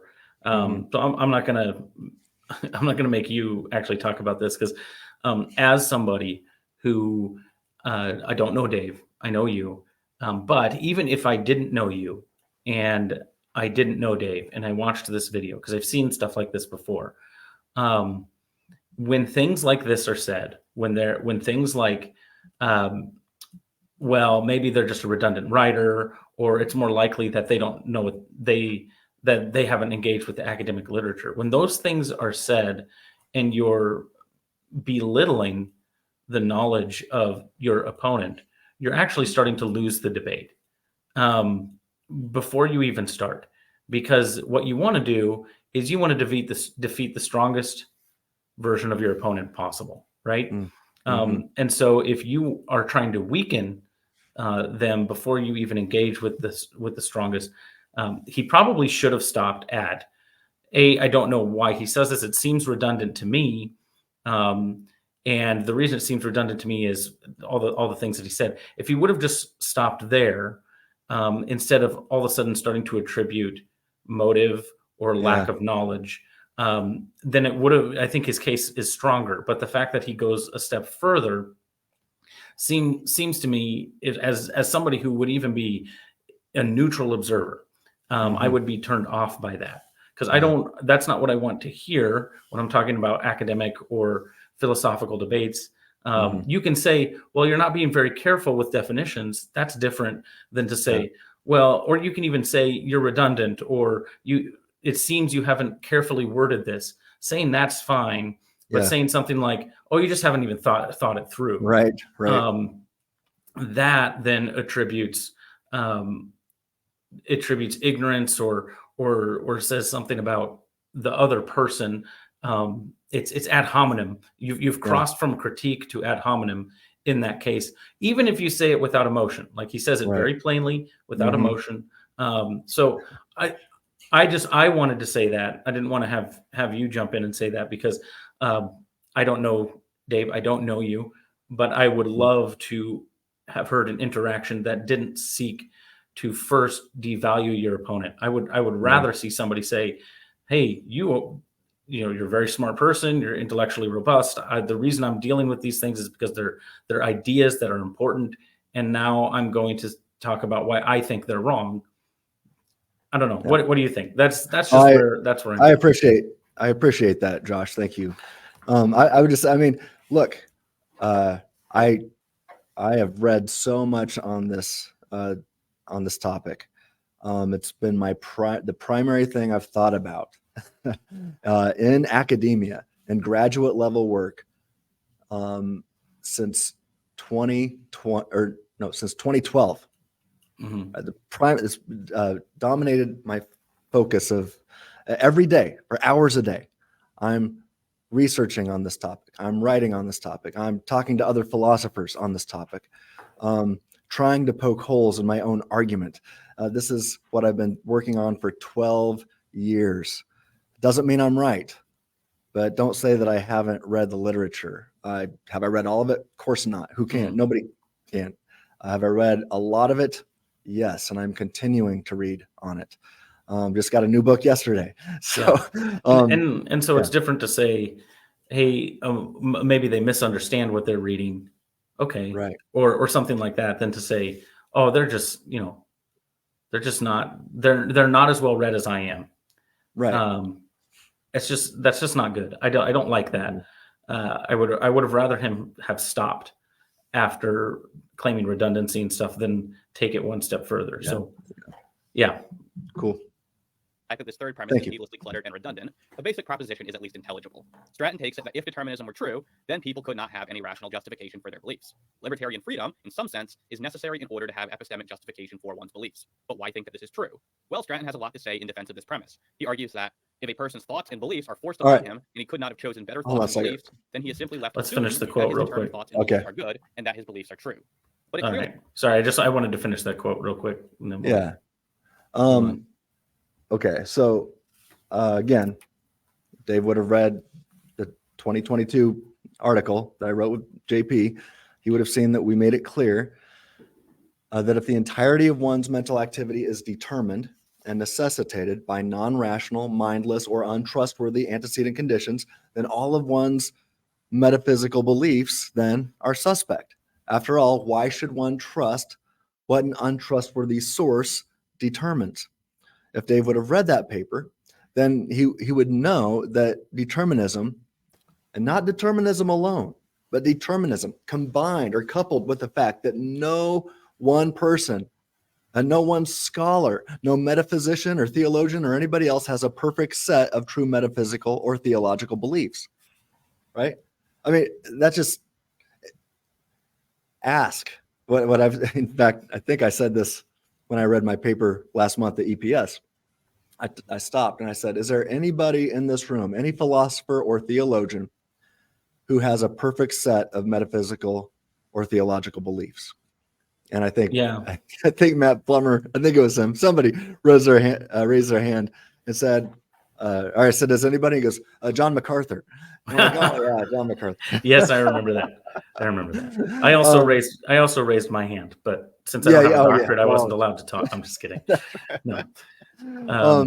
Definitely don't have that. No. And if anybody, honest people, I've seen somebody say, well, it's possible. It's possible to have a perfect set. Like maybe if you're 2 years old and you know two things about God and both those things happen to be true, you've got a perfect set of theological beliefs. Right. But there is no PhD theologian or philosopher who, I mean, even Graham Oppy, I quoted him in my paper. Graham Oppy said, if there's one thing true about PhD metaphysicians, we all disagree on everything, right? Basically. And so that means that everybody's getting stuff wrong. I mean, and anybody that's honest is going to say, look, all of my beliefs, I mean, if you ask me everything I believe, well, I believe it because I think they're true, right? So my set of beliefs, I think are true, but I also know I got to be making some mistakes somewhere. And every honest scholar is going to say that. If somebody says, well, it's possible that I could have a perfect set of metaphysical beliefs, then nobody's going to take you seriously. So anyway, if Dave would have read that paper that I wrote with JP, he would know that that's the issue. So let me read again part of this paper. So right before you do that, I do want to say, Dave, I don't, again, for the 20th time, I don't know you. The question that I have is, have you read it? Maybe you haven't. So I do want to throw that out there. Maybe you haven't, and so you weren't able to interact. You knew it existed. That doesn't absolve you from not reading it to do this. But perhaps you haven't. Look forward to you reading it. So, well, and if you haven't, if you have, right. I think the question follows. Then why not address it? Yeah. I mean, there's two things. If he has read it, why not address it? Why ignore it? Why go after the old man when there's a strong young man right there? If he hadn't read it, but I knew it. I know he knows it's there. I know that he knows all about it, that it exists at the very least. Why make an entire video going after the old man when you know that there is a young man, and also co-authored by one of the greatest philosophers on the face of the planet? Why ignore it? Why not read it before making a video critiquing it? Before critiquing the title of the paper is called "An Explanation and Defense of the Free Thinking Argument" by Timothy A. Stratton and J.P. Moreland. Come on, man. All right, let me read a section from that article, from the paper. Quote, ultimately, a person's metaphysical and theological beliefs are either, one, determined by something non-rational and thus untrustworthy, two, determined by a deity of deception and thus untrustworthy, three, random and thus untrustworthy, or four, caused by an intelligently designed free-thinking agent created in the likeness of a maximally great being, God, with cognitive faculties functioning properly, subject to no dysfunction, in an appropriate environment which can be aimed at truth if the agent is careful and handles his or her powers responsibly.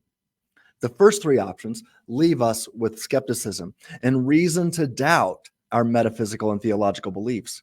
Option 4 is the best explanation and our best hope. However, the fourth option entails that one is free in a libertarian sense, not determined by something unreliable or someone who is untrustworthy. If one believes that he or she is a rational free thinker who is not ultimately mind controlled by something or someone else, then one should reject the determinism that seems to follow from both naturalism and exhaustive divine determinism. Instead, one ought to affirm that a supernatural God exists. Moreover, one ought to realize that he or she is a supernatural and immaterial, active and rational free-thinking thing, a soul created in God's image and likeness, end quote. So, to answer Dave's question of why I think it's true, one could just respond to him, well, read the paper Tim co-authored with J.P. Moreland and find out. I feel like that's been the common response. So far as. Yeah. So, and the idea, I think it's an important idea because I think one of the things that he puts forward is that almost like you said, that your book is about the free thinking argument, but your book is about mere Molinism. Yeah. And so the idea that I don't know that you would read any book that is about one topic, but is using another topic to help undergird it. Right. I don't know that you would read any book that actually, unless it's going to be a 600-page book, like the Biblical Critical Theory book that I have by Walken back here. Yeah. Maybe that, but if you're trying to be expeditious with your writing, and you have a chapter and you go, well, I just want this to undergird it. Right. But I have other defenses elsewhere, working on other defenses elsewhere of this argument. I think it's important to recognize that the book that he's critiquing one chapter of a book that's not even all about that one chapter. Yeah. And so when you say, hey, read the article, that is everything that the article is about. That's the reason for the article, even though the book is not the reason for the book is not explaining the free thinking argument. The reason for the article is, so it's actually a better resource to go to, because the purpose of the article is to explain and defend the free thinking argument, and the purpose of the book is not. And so I don't know, is that fair to say? To me, 100%. as I'm thinking, you're it's like if I were to read a book about justice in America, and there's one chapter on critical race theory, and so I attack the critical race theory chapter whereas this person has written 2 academic articles on critical race theory, about critical race theory, people would say, well, you probably should have addressed those because they're in this book, they're just offering an example. They're not defending the entire premise.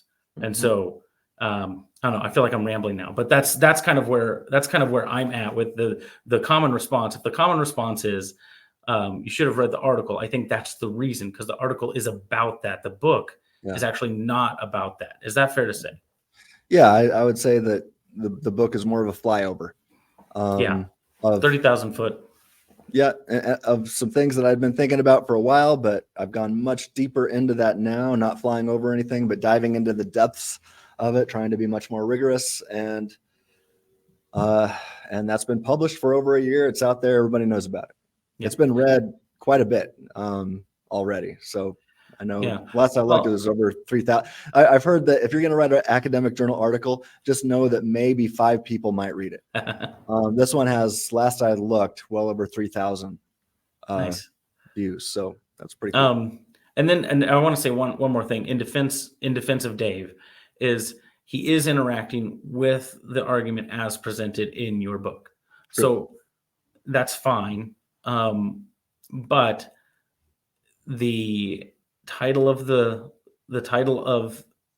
video is not why I think Tim Stratton's book version of the free thinking argument is probably wrong. It's why I don't use the free thinking argument, a critique of Tim Stratton in general. And so I think it's fair to say, hey, even if you're just addressing the book, maybe a different title. Yeah, the title. Yeah, that's very misleading, isn't it?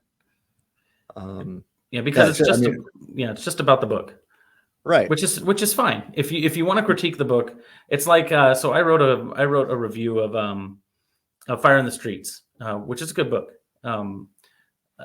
And if I were to release a video critiquing a chapter and then saying I'm critiquing Dr. Groteis in general, that would not be correct.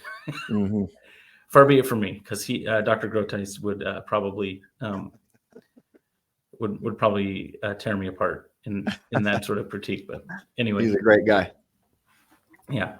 Well, let's do this. Let's get through the genetic fallacy. Maybe we'll watch the counterexample a little bit. We'll see where we get. We'll try to get at least halfway through this video, and then we might do a part 2. Okay.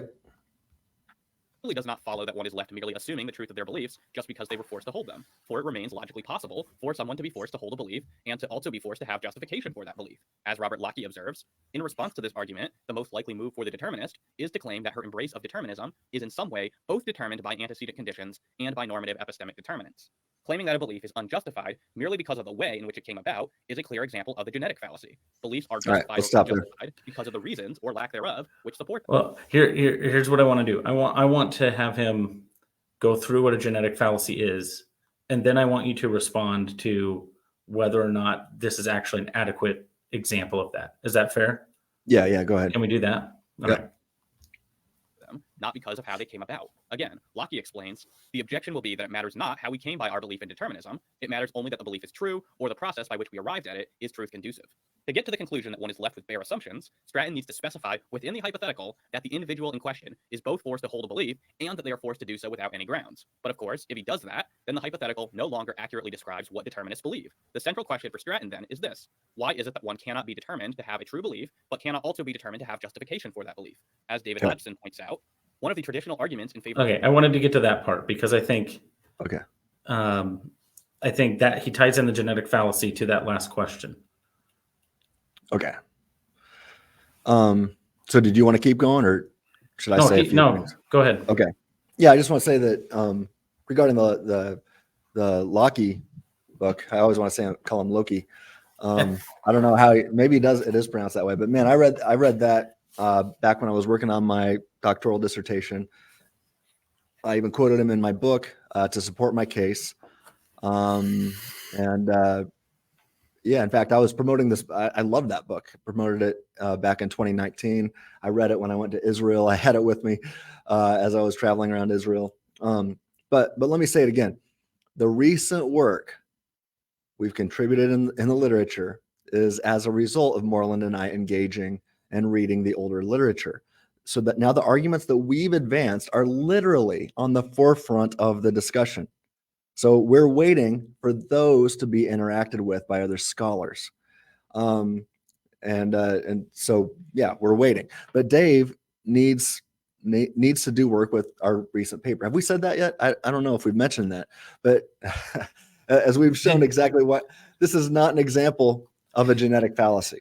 Did you write a paper with J.P. Moreland? I don't remember. When I did, I don't think I've mentioned it. Yeah. I don't think anybody, yeah. But yeah, it's not an example of a genetic fallacy. It's a full-fledged defeater raised against a belief in determinism. Why? I'm glad you asked. This is really it's amazing that I have to explain this, because I think that I've even talked to little kids about this and they get it, because I talk about Loki, the god of mischief, not to be confused with Locke, the philosopher.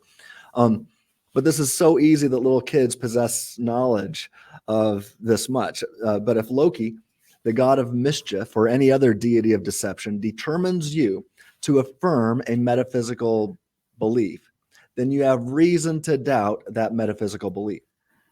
It seems pretty clear. If an untrustworthy source, right, if it's mindless or deceptive, determines you to think X about a certain metaphysical, determines you to think that metaphysical belief X is true. And then you realize, well, what made me think that? I was determined to think it by either a mindless thing or a deceptive being. Then you have reason to doubt your thoughts and beliefs about that metaphysical concept. So this is the case because Loki is a known deceiver who cannot be trusted. Everybody knows that. Or rather, he can be trusted. He can be trusted, if you think about it. He can be trusted to deceive you. At some point, he's going to. And you never know when that's going to be, or what he's lied about, or what he hasn't. Indeed, you'd be just plain stupid to trust what a known deity of deception, who determines all of his followers and everyone else to affirm false metaphysics. This deity of deception affirms everybody to affirm false metaphysical beliefs, but you think that he would never do that to you, especially on important metaphysical or theological matters, especially those we're discussing now. That just it's irrational, really. So anyway, let's keep going. Free will is to the effect that we cannot have reasonable grounds for believing determinism to be true, because if determinism were true, we would simply believe whatever we were caused to believe by deterministic processes which govern our beliefs, just as they govern everything else. One difficulty is that it assumes that reasonable grounds for belief cannot be deterministic, whereas it might be thought that our abilities to perceive accurately and to draw reasonable inferences depend for their reliability upon the processes which unfold regularly in accordance with the laws of nature and or rules of logic, that is, on processes that are deterministic. Thus, it can be argued determinism supports the reasonableness of our beliefs rather than the reverse. Stop it. For someone to be determined to believe something. Yeah, I've explained why this is false. Hodgson and Pallmann are missing something vital. Now focus upon his words, reasonable grounds, and our abilities to draw reasonable inferences. So as Moreland and I pointed out in our paper, in our article, that determinists often use or employ language that is really not theirs to use. It's the libertarian's language. At least it's language that only the libertarian can use. But it can't be reduced further for the libertarian. But the determinist could use clarifying language that would really help to purify the waters they muddied in the first place.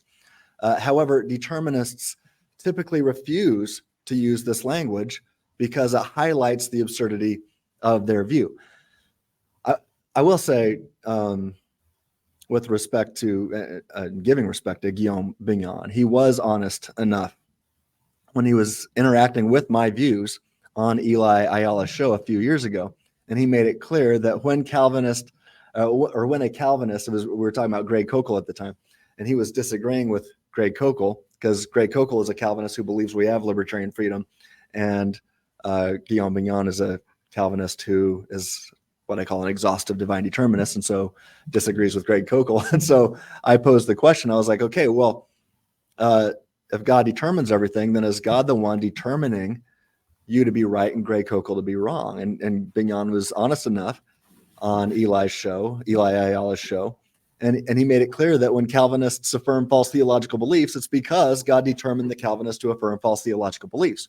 But if that's the case, and if that's the kind of God that divine determinists or Calvinists worship, how does the Calvinist know they aren't being the one who's being deceived? So that's why I refer to, look, on your view, our creator is a deity of deception. He's not a maximally great being. He's somebody who determines all of his followers to get theological and metaphysical beliefs wrong. But anyway, I digress. Moreland and I talk about, in fact, one second here. I want to read another passage because this is important. Because I'm talking about how determinists often employ the language that only libertarians can use, and that really muddies the water or the waters. And Dave is doing that. I think Hodgson has done it here. But let me read you what we wrote in the paper published a year ago. Observe that all of these are typically understood as exercises of active power and not the mere passive triggering of passive liabilities as events in a series of passive triggered triggerers. That was JP's words there. Occurrences running through, yet not involving the agency of the person. These terms are in the active and not the passive voice. For each employment of one of them, or of one of these terms, a reducible paraphrase is available that provides an accurate account of what is really being expressed by the determinist here. Consider the following. P1, Ray deliberated about P. P2, a deliberating about P was caused to occur in Ray. Now, P1 employs the word deliberated in the active voice and implies that Ray was exercising her agency and active power in performing a deliberative act. But this is not the case if determinism is true. For the determinist, P2 makes clear what is actually meant by asserting P1.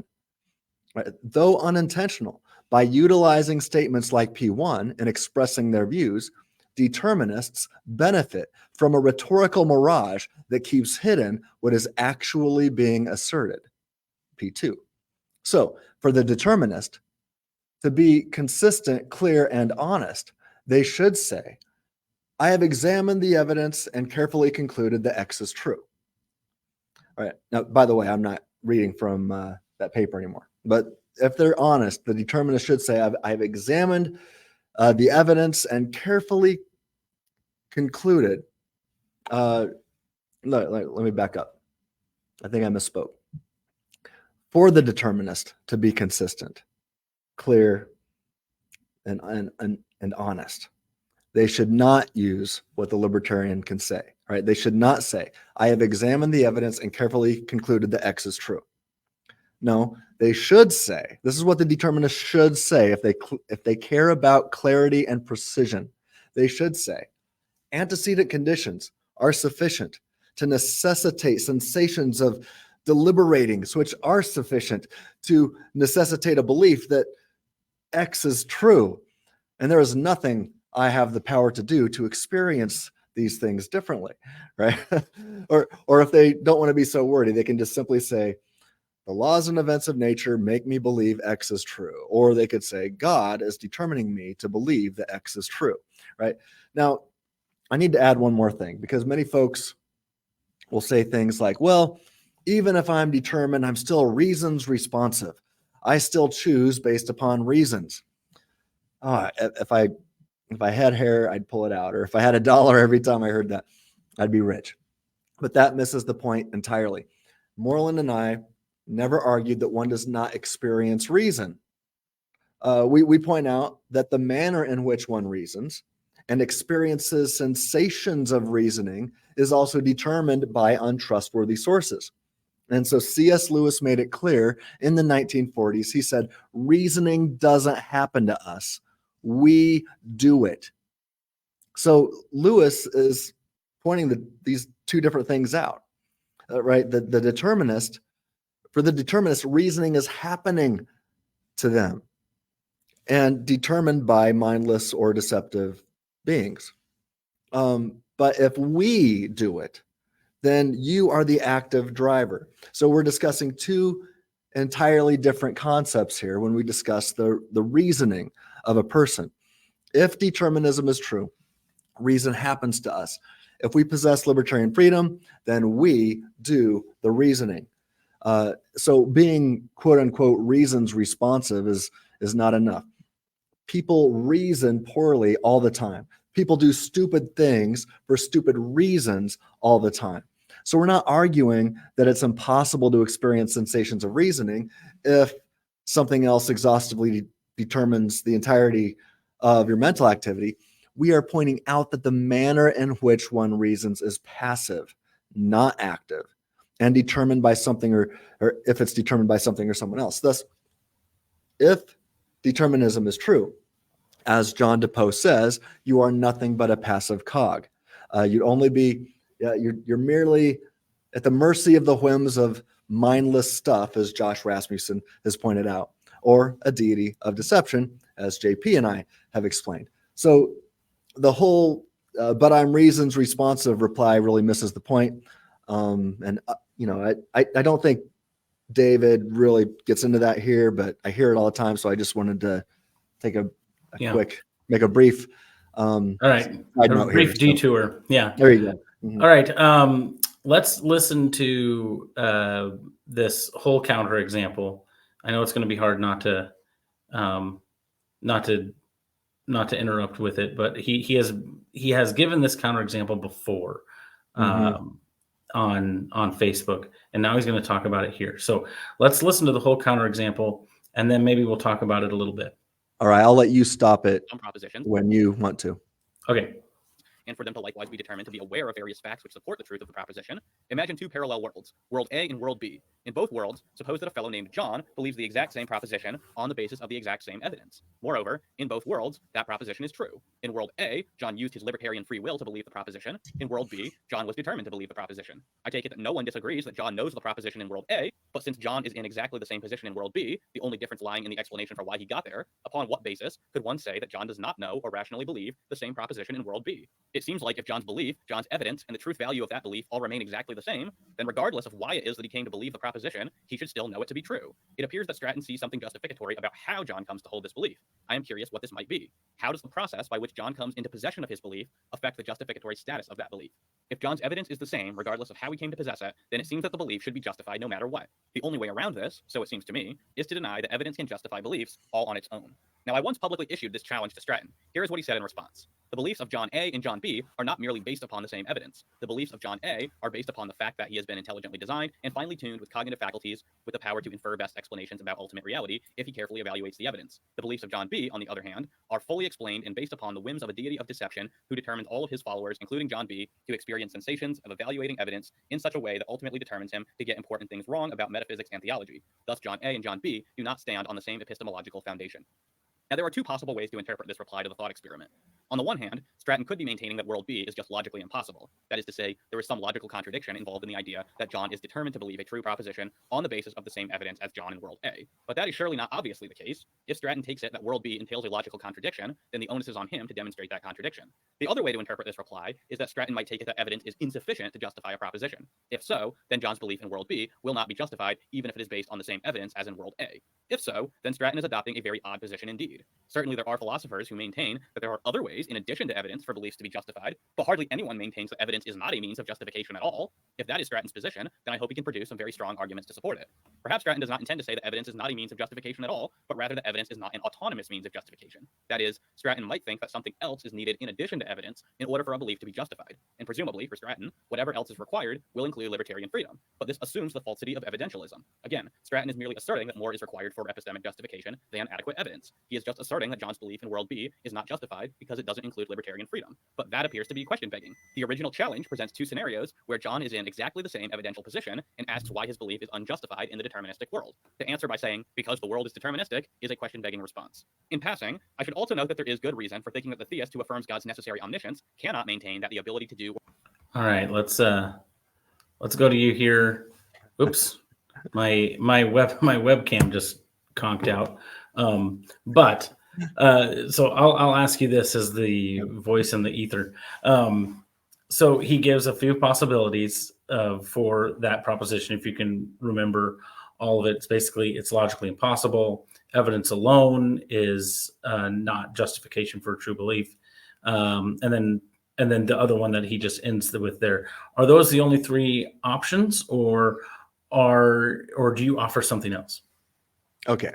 Well, first thing before I get to that, I do want to say that Pallmann and I have discussed his so-called counterexample in the past. In fact, I wrote an entire blog article on the FreeThinking Ministries website responding to his question.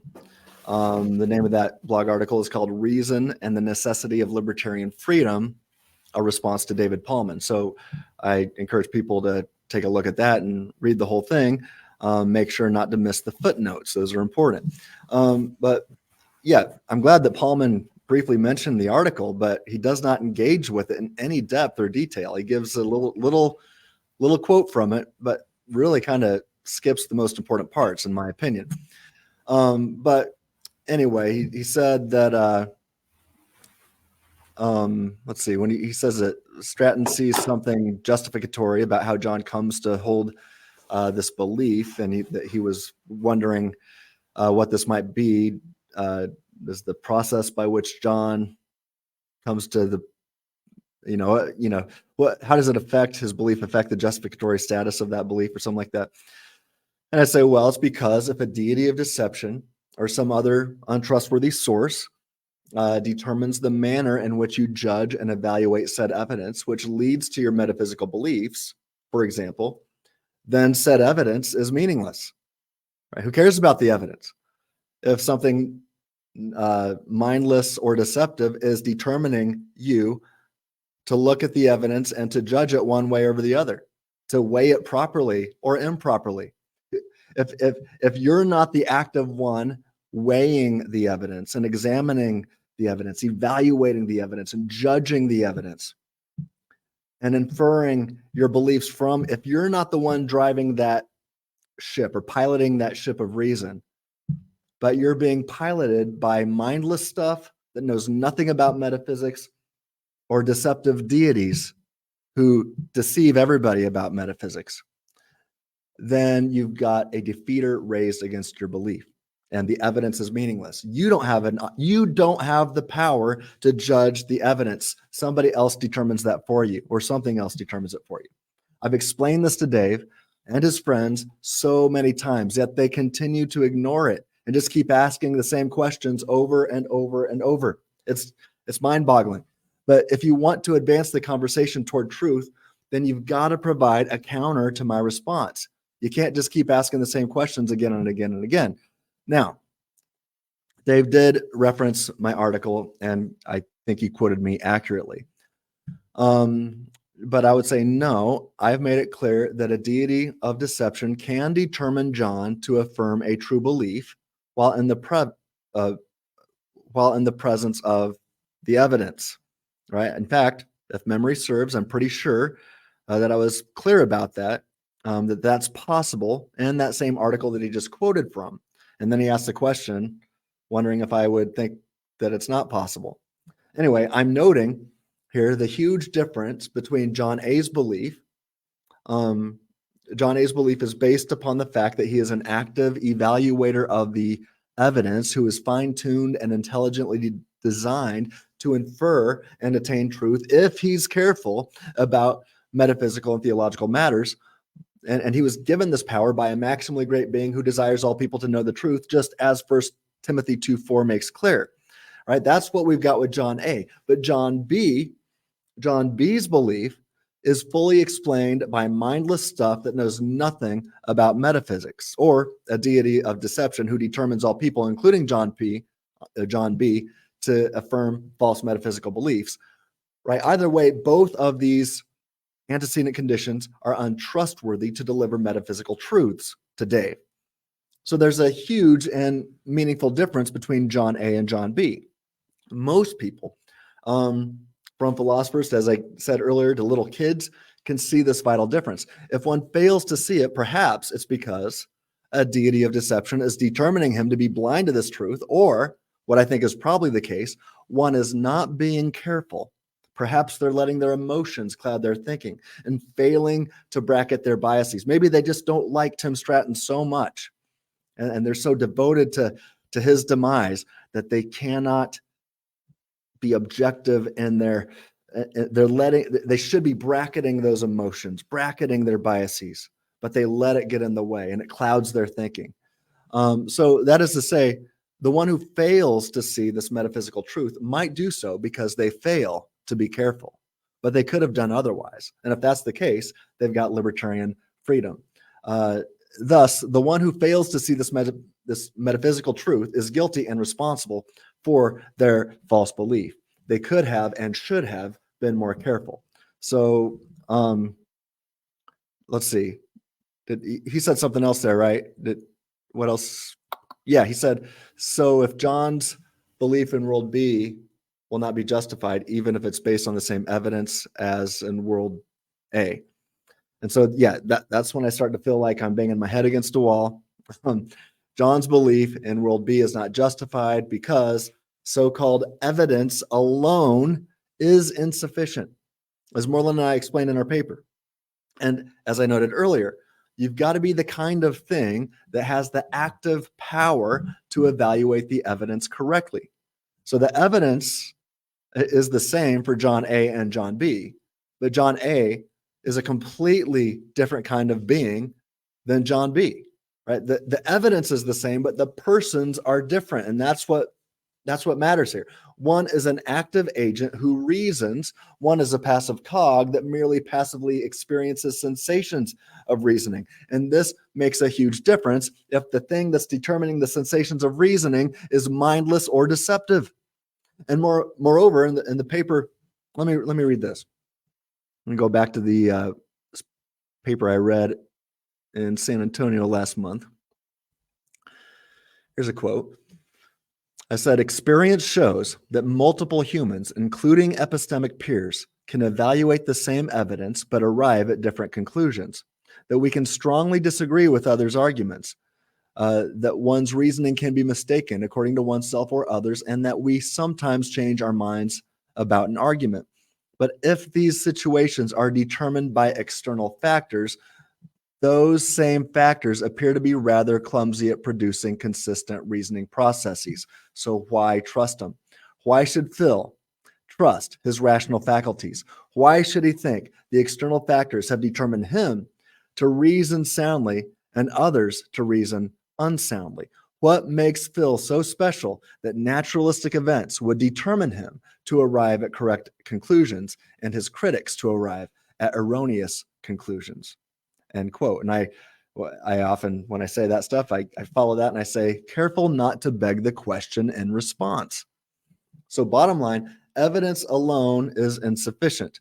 As Moreland and I explained, you've got to be the kind of thing, you've got to be the kind of thinking thing that has the power to actively infer truth if you're careful. And if you take your thoughts captive, 2 Corinthians 10:5, before bad thinking takes you captive, Colossians 2:8.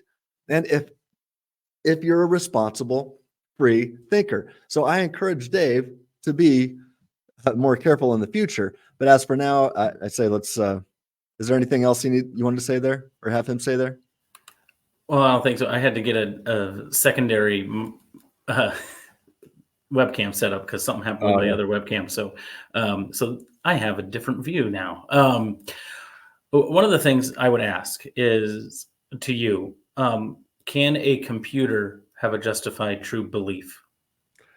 No, not at all. Computers don't have intentionality. They don't think of and about things.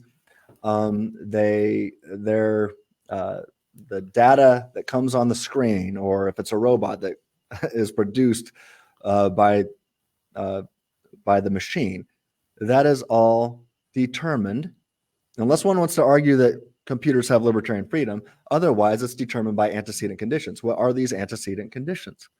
They are it's programming and the rules that the programmers plugged in there, right?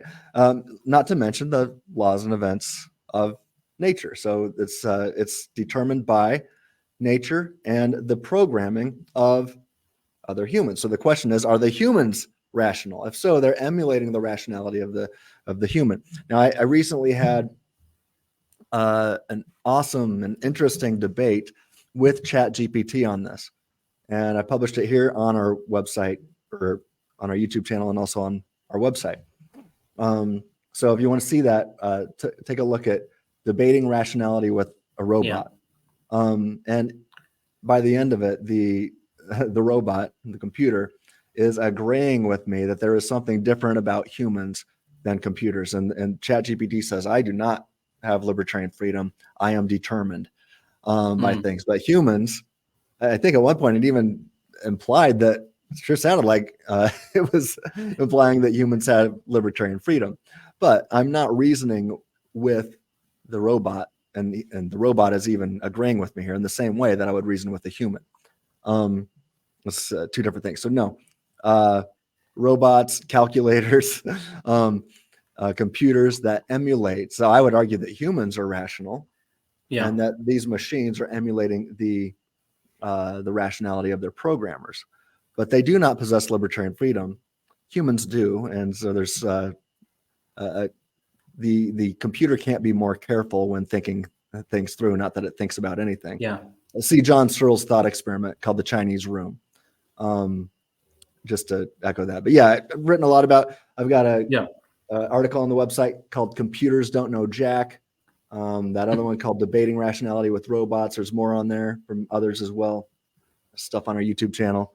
But yeah. So the reason I asked that is because then with the thought experiment, you're actually having a thought experiment with two different types of beings, right? Yeah. So right. One with the ability to determine and to program something with the libertarian freedom to do so. The other one with the fact that they had been determined. So the question is, which type of rationality is a rationality worth wanting? Or having. Yeah. So now he's going to get into this later in the video, because what he's going to say then to this is that you're assuming libertarian free will needs to be true in order to think rationally. Nope. I think that's what he's going to say later in the video. Yeah. And so he's going to say, well, you could use a different argument to prove libertarian free will, but then even if you're able to prove libertarian free will with that different argument, then it makes the free thinking argument obsolete, because that new argument takes precedent. I don't know if you want to talk about that at all, or if we want to wait till we get to that part of the video in a future video or something. But I think it all stems from kind of this thought experiment. Or believe otherwise is actually necessary for knowledge or for justified beliefs. Presumably, the theist wants to maintain that God himself cannot believe other than he does, for the simple fact that all of God's beliefs must be true. But if all of God's beliefs must be true, then it is not possible for God to believe otherwise. Yet surely God's beliefs must be justified, for otherwise they would not be known. Therefore, it seems that Stratton cannot maintain that the ability to believe otherwise is a necessary condition for epistemic justification, without creating serious problems for the doctrine of omniscience. As Bignon explains, if God's beliefs necessarily correspond to reality, as they must since God is essentially omniscient, then Stratton cannot analyze God's ability to think otherwise in categorical or modal terms, or he would have possible worlds wherein God holds false beliefs, where the truth is P, but God exercised his categorical ability to freely believe not P, which is absurd. Stratton is unclear with respect to whether he intends for his argument to apply. All right. I'm not sure. It's been a long time since I've looked at what I wrote in response to Guillaume Bignon's critique, but I think I already answered this in my response, and that's on my website. It's out there. But even if I didn't, Pallmann continues to display confusion here. I've made it clear. I know I've made it clear elsewhere that I've said this many times. It's called the free thinking argument, not the free believing argument. I don't argue that you can just change your beliefs like that. I've written a lot on doxastic voluntarism versus indirect doxastic voluntarism. That's in my book. It's in my paper with JP. It's in other stuff I've written on. I talk about it all the time. In fact, I've got an entire article on it on my website. I think that's even the one that I'm talking to the robot about, on debating rationality with robots. But it's not called the free believing argument. It's not about just changing your beliefs willy-nilly. Moreover, it's about thinking, not believing. The way you think ultimately determines your beliefs. So if your thinking is determined, then your beliefs are also determined by what determined your thinking. But if I'm a free thinker and not determined in my thinking, then I will ultimately determine my beliefs through my free thinking. Now, I've noted this many times. We are specifically referring to inferential knowledge, the power to infer best and true belief, or better the best and true beliefs, specifically about metaphysical reality, which I also include theology in that mix. Now, this is something that humans do, but God, guess what, does not infer best explanations about ultimate reality, right? Two different things. So saying, well, hey, God is omniscient, so this argument doesn't work. Stop it. I am talking about what humans do, the ability to infer best explanations about ultimate reality. God doesn't do that. He's omniscient. He knows it. So I'm talking about the process of rational cognition, the process of rationality to infer better and best and true beliefs about ultimate reality that humans do. God can't do that by definition. So in this sense, God, as the perfect standard of knowledge, he is necessarily omniscient. He cannot perform abductive reasoning, but he can create humans who can. So it's impossible for God to infer better beliefs. He simply knows the truth. God does not rationally infer and come to the best conclusion over time. That's what humans do. Moreover, if one reads my work, like I said, I've spilled a lot of ink on this idea of indirect doxastic voluntarism, right? I don't argue that you can just change your beliefs like that. I do claim that we can indirectly choose our beliefs over time if and only if we are careful thinkers. Or I guess if you choose not to be a careful thinker, your beliefs are going to change over time as well. But you're going to change your mind for really bad reasons. But if you are determined to think one way instead of another, you do not possess the carefulness, the carefulness condition, which I really, I recommend the work of epistemologist Kelly Fitzsimmons Burton on that. I've interviewed her on this YouTube channel in the past. So the thing you refer to as I, do not have any mental control at all if something or someone else determines the entirety of your mental activity. All you would have is illusions of that, which would also be determined by the something or someone else. But so I think, again, Pallmann is really missing the point here, just as Bignon did in his initial critique. Again, respect Guillaume. I just think he made a mistake there. David is using that mistake to build upon, but it's just not, the analogy is not relevantly analogous, as Guillaume Bignon would say. Okay. All right. Exclusively to inferential beliefs, or whether he intends for his argument to apply to all beliefs, regardless of where they end up within one's knowledge structure. He sometimes speaks as though he thinks that his argument applies to all beliefs, such as when he says, "This, then, is the paramount concern for the atheistic naturalist who affirms exhaustive determinism. If determinism is true, then atheists, or anyone else for that matter, cannot possess justification for their beliefs. To make matters worse, if justification is required for knowledge, then knowledge becomes illusory." He adds no qualifiers here, so it appears as though he intends for his statement to encompass all forms of knowledge. Yet other times, he seems to think that his argument only applies to inferential knowledge, saying that one could never rationally affirm or argue that his beliefs are the inference to the best explanation, and that if exhaustive determinism is true, then no one can possess inferential knowledge. Statements like these suggest that Stratton's argument only applies to inferential knowledge. It's unclear if Stratton intends to restrict the scope of his argument in this way, because he simply never specifies. Guillaume Bignon. All right, let's stop. All right. Hey, you got a chance to specify now. So, yeah. Well, I say I never specify. Let me continue to beat that poor dead horse. Dave Pallmann failed to interact with the paper I wrote with JP Moreland and published over a year ago. Man, I mean, really, this video is a waste of time that David produced here. It's just sickening. Anyway, in that paper that I wrote with JP, we made it clear that we're focused upon the power to actively and rationally infer truth about metaphysical and theological matters.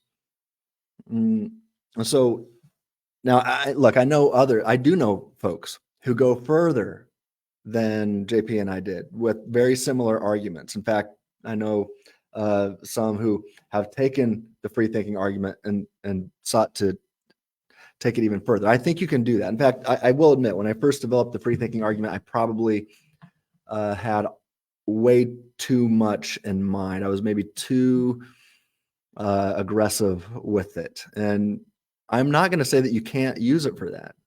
I'm looking at the work that some are working on it right now. I'm like, maybe, but that's not what I'm doing. That's not what JP's doing. We have really, our claims and arguments are much more humble. We've really backed off, and we just decided to be laser focused on inferring best explanations about metaphysics and theology, our metaphysical and theological beliefs. That's what we're focusing on. Can we infer and attain truth on metaphysical and theological matters? And what is necessary for that? And we'll unpack this more as we keep going. So let's keep it rolling. All right. Laments, as we now consider Stratton's claim that determinism would prevent humans from making reasonable knowledge claims, we first want to know what kind of knowledge he's talking about. Is he arguing that determinism undermines the rationality of every knowledge claim, or only some subset of them? I think we just I do covered think that. he intends to restrict the scope of his argument to something like knowledge obtained by drawing inferences to the best explanation, but his own words on the matter are very inconsistent. Okay. But in any case, what reason is there for thinking that determinism... Yeah, Are I just your want to words say inconsistent? well, look, as I've said, when I wrote that book, that was based upon my doctoral dissertation in the theology department. So when I got into philosophical issues, it's not like I had philosophers critiquing my work. It was theologians. I appreciated Bignon's response as soon as it was published, because his response was helpful. And although, like I said, I think he made some significant errors, and I've addressed those before. I just addressed one of them. But I appreciated having an actual philosopher push me and pushing me to be more clear. And I believe, I think I said earlier, he released a 50-page blog on the January 1st of 2021. And I want to say 6 weeks later, I could be wrong, I published a 50-page response to his response. But because of Bignon's iron sharpening pushback, I sought to be more clear moving forward. And that's why I've now surrounded myself with multiple philosophers and really trying to make sure I'm not making any mistakes here. But to continue beating that dead horse, Pallmann is simply critiquing what Bignon already critiqued. So why not go after the new and improved material that sought to address some of the things that arose from Bignon's early critiques? Pallmann he's late to the party, right? He's just plain late to the party, or late to the game, late to something. But this is one reason why the second edition of Human Freedom, Divine Knowledge, and Mere Molinism is in the works. I learned a lot from the critiques of Bignon and others. I still say that I stand next to all the big ideas in this book, but I now agree, I need to tighten some things up philosophically. I need to be a bit more rigorous in a few places. I need to, there's just a lot of things, a lot of little things I need to fix. I was unclear on some definitions. I didn't provide some important definitions. That's going to be rectified in the second edition. I've got a lot of people who have said that they want to, a lot of philosophers who have said that they want to have their eyes on certain parts of this book before it goes out. And that's going to happen. So, I see all these folks continuing to harp on the mistakes or things I could have done better with that book. Like I said, I'm going to still stand by the big ideas of the book, but the new edition is going to be way bigger, much more to say about it. I'm going to be more thorough and rigorous, and I'm going to make some changes. I am scrapping chapter 12. It's not even going to be there. It's going to be replaced with the new and improved, completely rewritten chapter 12. So anyway, still working on that. It's been put on the back burner because of these other projects. That project I was telling you about, the arguments for reason, that I'm working on with these 15 scholars right now. But as soon as I get done with that, I plan to start working on the second edition again. I have a lofty goal of getting that out in 2025. We'll see. But yeah, if Pallmann would have kept up to date, then he would know that those of us who are currently advancing the free thinking arguments are laser focused on a subset of knowledge claims, those regarding metaphysics and theology. All right. So Pallmann then says, he adds a question. He says, what reason is there for thinking that determinism precludes inferential knowledge? Yeah, well, again, this goes back to the point made by Moreland, the difference between the active and the passive. So again, and Josh Rasmussen has been discussing this issue as well, just even in the last few weeks on Twitter, or I guess X. So if determinism is true, then David does not actively infer the best explanation after carefully examining the data. David is not in control if something or someone else exhaustively determines the entirety of his mental activity. He does not have what's called regulative control, and he definitely does. He also doesn't have what's referred to as guidance control, right? Not if antecedent conditions exhaustively determine all things about David's mental activity. That's why I started using the term exhaustive divine determinism when talking to Calvinists, because they kept wanting to say, no, we've still got guidance control. And I'm like, wait, not if God exhaustively determines the entirety of your mental activity, right? The manner in which you experience guidings is also determined by God. None of it's under your control. So that's why I started saying exhaustive divine determinism. And then they say, oh, you're just being redundant. I'm like, well, it's because you're assuming libertarian freedom. Right? So anyway, if David is a libertarian free thinker, then David is actively driving the ship of reason, or piloting the ship of reason. If determinism is true, then, if that's the case, then David is simply tied up, gagged, and sitting in the back seat, merely aware of how someone else is driving, but he's got no control over anything. And I discussed this in my recent article, replying to David Pallmann, and I made sure he saw it, and he even quoted it here. He referenced a part of it, but he didn't interact with this part. So I have no idea why he ignored this vital section. But you know what? I should read it here. I do have it. So yeah, this is an article I wrote responding to David's question to me. And I published it on the FreeThinking Ministries website. And okay. In this article, I shared a snippet from a talk I gave a few days earlier in the Houston, Texas area. Josh, you were with me. And I referred to, in that talk, I referred to driving the pickup truck of reason. And I did that because we were in Texas and everybody has pickup trucks. I was actually speaking at a cowboy church in that instance with Eric Hernandez and Braxton Hunter and Jonathan Pritchett and some other, Adam Coleman, Inspiring Philosophy, Michael Jones, great time. But anyway, for this video, I'm going to replace piloting or driving the pickup truck of reason and just say piloting the ship of reason. So here it is, quote, with this clarification in mind, we can understand agency and what it means for an agent to reason in the following three ways. One, an agent is an active pilot behind the controls and piloting the ship of reason, right? This means that the manner in which an agent reasons is determined by the agent and not something or someone else. The agent is genuinely in control of the steering wheel, the accelerator, and the brakes of deliberation. While thinking things through, the agent has the active power in the sourcehood sense to decide if he will swerve to the left, turn to the right, keep going straight, step on the gas, tap on the brakes, or hit the emergency brake and do a 180-degree turn. and then hit the brights and to drive slowly, more slowly, to see if they had previously missed something along the way. Let's see if they hadn't been as careful as they should have been the first time. The manner in which the agent reasons is determined by the agent because he is behind the controls of reason, and he's not being controlled, determined, or driven by something or someone else. The agent possesses the libertarian freedom to think, reason, and deliberate. Now, if one's going to reject the libertarian freedom to pilot the ship of reason, then one is left with the following two options. Here's the second.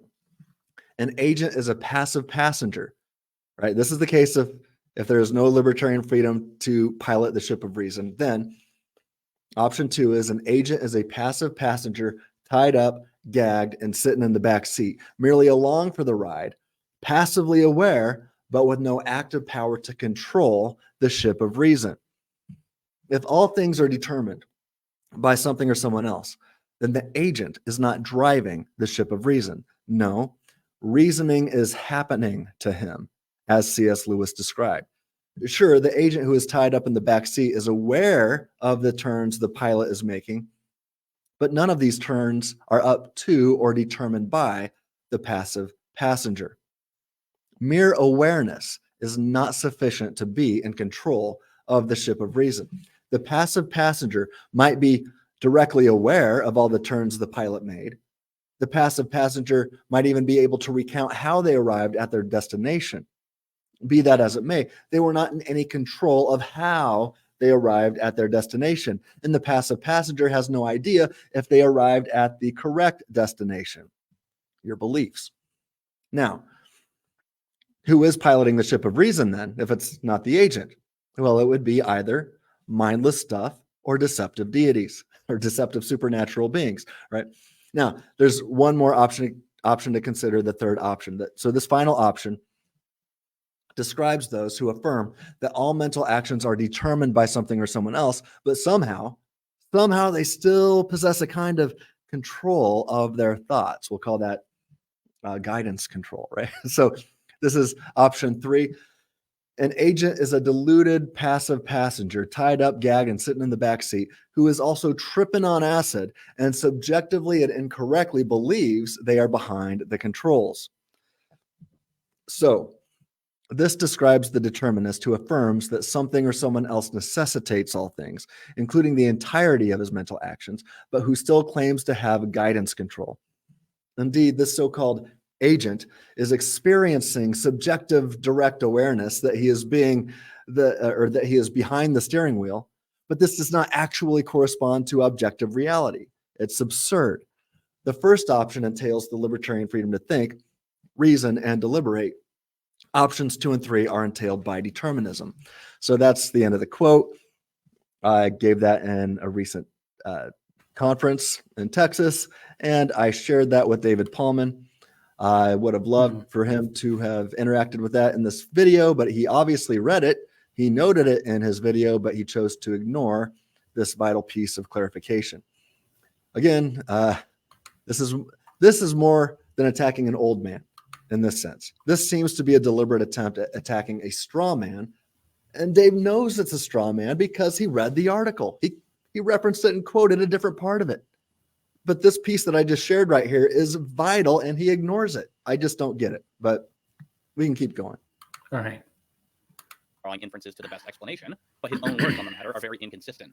But in any case, what reason is there for thinking that determinism precludes inferential knowledge? Stratton claims that if a person cannot freely infer the best explanation from within a range of multiple possible competing explanations, then he has no justification that his belief really is the best explanation. But why should we think that being determined to infer to the best explanation precludes having justification for that inference? An inference to the best explanation is deemed to be such because it fulfills certain criteria, which is also not contingent upon a person's judgment, such as explanatory power, explanatory scope, degree of ad hocness, etc. The pertinent question regards whether a putative inference to the best explanation actually fulfills that criteria. As Hamid Vahid points out, on any plausible account of epistemic justification, there must be an intimate link between truth and justification. Given the satisfaction of the conditions of justification, it is highly probable that the pertinent beliefs are true. So a justified belief is a belief that is more likely to be true.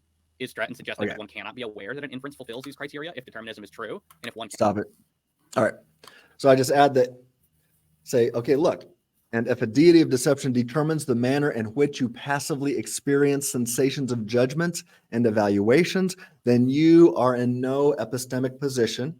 The thing you refer to as I, when you say I think that, you are in no epistemic position to actively judge what is more likely to be true from what is not. You are at the mercy of the whims of either a deity of deception or mindless stuff if determinism is true. And that's the main point. And until critics understand the main point, they have no business criticizing the argument. He says a little bit more here I want to add, but really quickly, keep it going. I'm going to stop it here quickly. Cannot. Why not? Stratton owes us an explanation for why this should not be possible, and yet he never offers one. Okay, let me give you one. All right. So I made it clear in the same blog article that Dave referenced in this video. I just quoted from it a few moments ago. The guy who's tied up in the back seat is still aware, but as I explained, mere awareness is not enough. Even the guy tied up in the back seat who's tripping on acid and is positive that he is directly aware that he's piloting the ship, he's still objectively wrong, but he's still aware. What he is aware of is also determined by mindless or deceptive deities, right? So mere awareness is not enough. I've made this clear so many times. And the reason why this is not enough has been explained to Dave. He simply ignores what I offered him and goes on to publicly criticize the argument anyway. And that's not becoming of one who fancies himself as somebody, he says at the beginning of this video, wants to make apologists do better or whatever. I could say more. I better stop. Okay. Yeah, let's keep going here. It does seem like it's interesting to me. Before I hit play, you've said multiple times that you I suppose his response is he's asked you the questions and you've responded, but he doesn't think you've actually answered the question. Maybe that's what he's saying. But then my thought is, well, then why just keep posing the question the same way? Right. Why not ask, oh, well, could you clarify this, clarify that?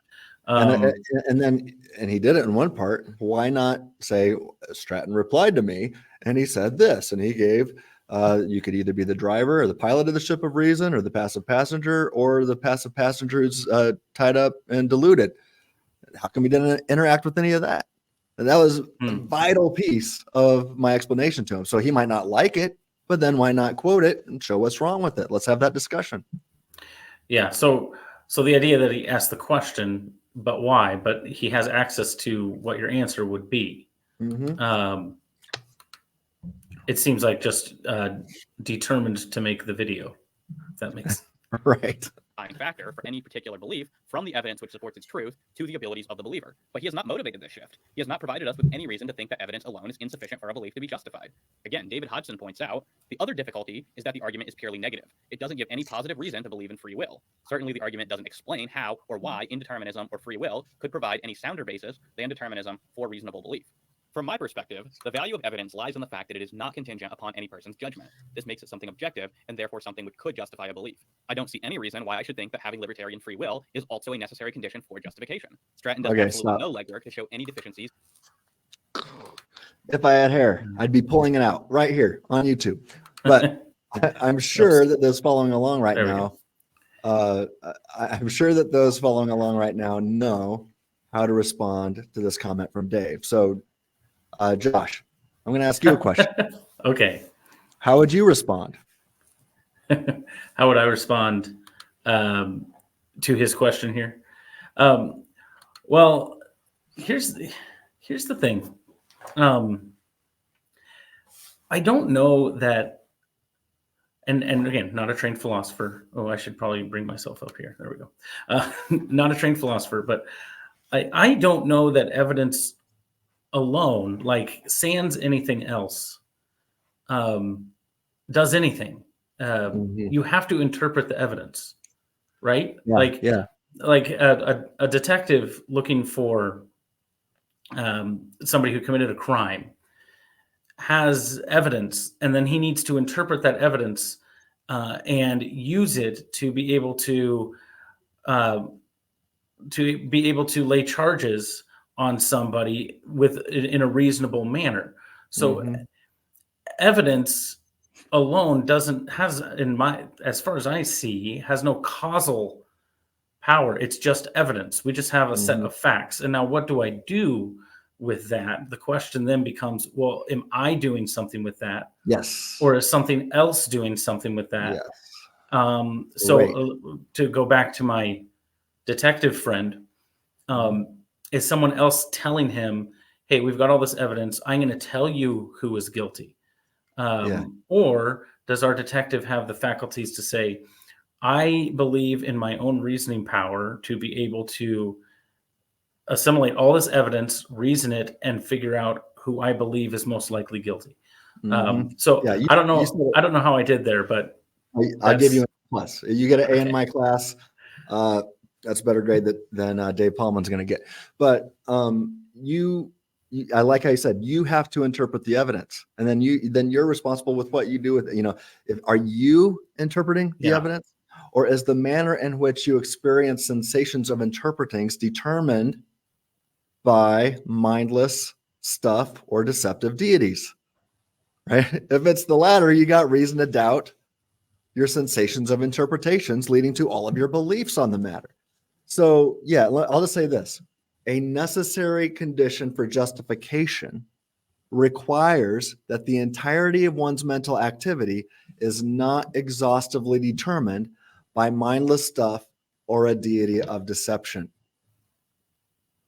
I encourage people to rewind it, play it again and again and again, right? A necessary condition for justification requires that the entirety of one's mental activity is not exhaustively determined by mindless stuff or a deity of deception or a supernatural deceptive being, right? you can't have that. And so what I've sought to show, along with J.P. Moreland, is that on naturalistic or atheistic, even atheistic determinism, we might not even have to bring up naturalism at all. Just say atheistic determinism. That means that all of your thoughts are determined by mindless stuff. Or divine determinism, all of your thoughts are determined by a deceptive deity who makes sure that everybody, including all of his followers, gets metaphysical and theological beliefs wrong. So even if that's combined with a whole bunch of truth, how would we know?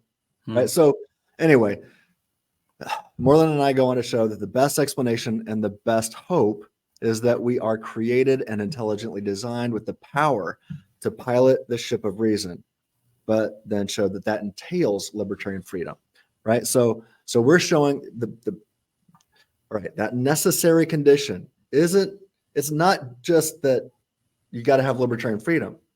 That's an entailment. This is what is actually going to come out of this, right? But because we could have justification, say if God determined all of his followers to always get metaphysics and theology right. And so we wouldn't need libertarian freedom then. We would an omniscient, omnipotent being who forces us to always think rightly and believe rightly, then we'd have justification. But of course, nobody thinks that God does that. Even Calvinists will admit that God doesn't do that. So now we're left with a deity who determines all of his followers to get metaphysical and theological beliefs wrong, at least on occasion, right? Some more than others. How do you know it's not you? Right. So that's a big problem. So JP and I have shown that on naturalism or atheism, what is determining your thoughts and your beliefs, all of your thoughts, the manner in which you experience judgings and evaluatings, right? That's caused and determined by mindless stuff.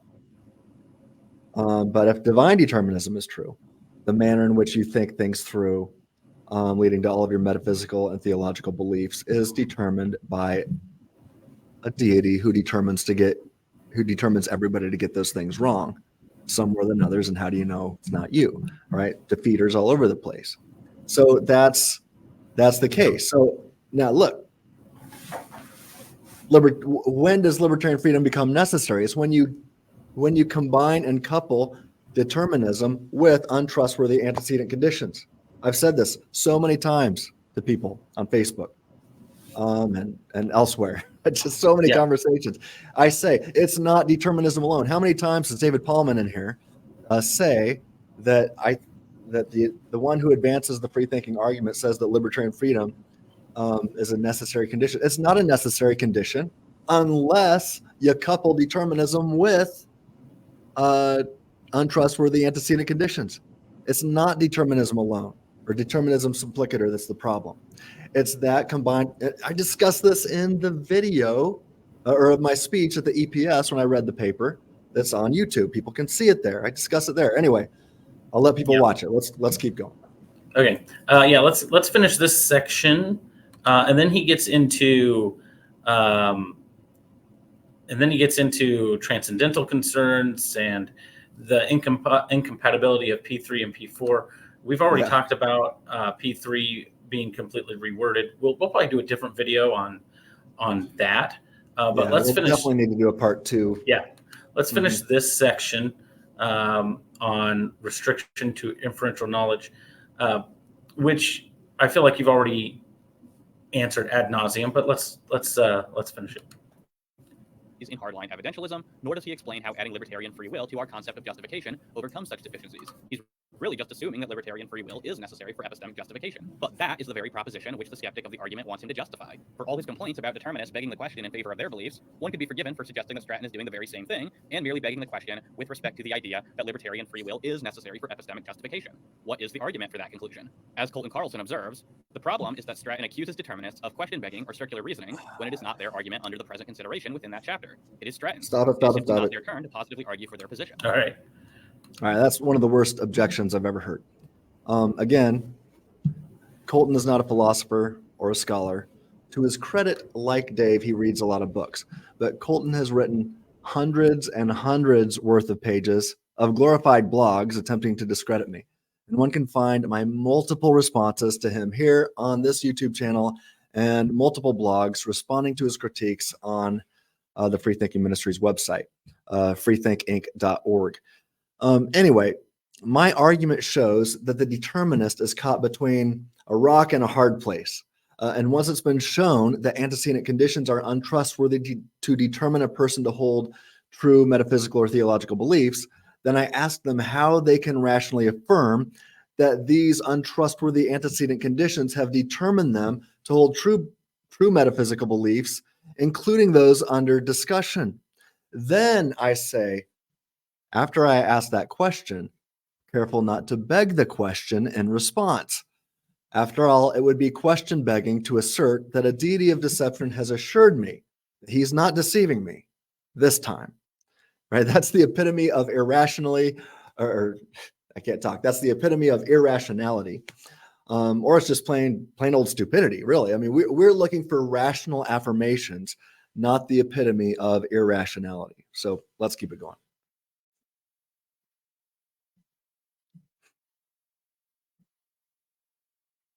It is Stratton's chapter and Stratton's arguments, along with Stratton's defenses of those same arguments. So if anyone could be charged with circular reasoning, I am afraid it cannot be the proponent of a view in which an argument is not even considered. The only one that could be accused of question begging during Stratton's chapter for libertarian freedom is Stratton himself, for he is the only one holding the key to the burden of proof. From my perspective, inferential justification depends on a subject being aware of the premises. If one thought that I was not clear enough in the 12th chapter of my book, of my Mere Molinism book, then one has no excuse after my publication with Moreland. And if one still wants more, stay tuned for the forthcoming volume focused upon libertarian free will and the argument from reason. And if I'm not clear enough for you, then I'm sure these multiple scholars, some of whom Pallmann looks up to, will make these, or will at least make this clear for those who are willing to bracket their biases. Let's keep going a little bit. Okay. Well, one of the things I wanted to touch on with that quote, I don't know exactly. I guess I don't know exactly what he's saying there. But if you are presenting someone's argument, even in a chapter you are writing, you can say that they are question begging. even if they're not the ones presenting their argument. You can say, well, this is question begging. Now, could I be question begging in my response? Absolutely, I could. But to say that, because I think that's what he's saying there, you can't accuse them of question begging because they're not presenting their argument. Well, I'm critiquing the That's right. the argument, which means I can say that just like Pallmann's doing here. It's not he's critiquing this, saying, well, this could be question begging. It's like, well, then if we said, well, no, because you're the one presenting your argument, so you have the burden of proof, doesn't seem to be a great response.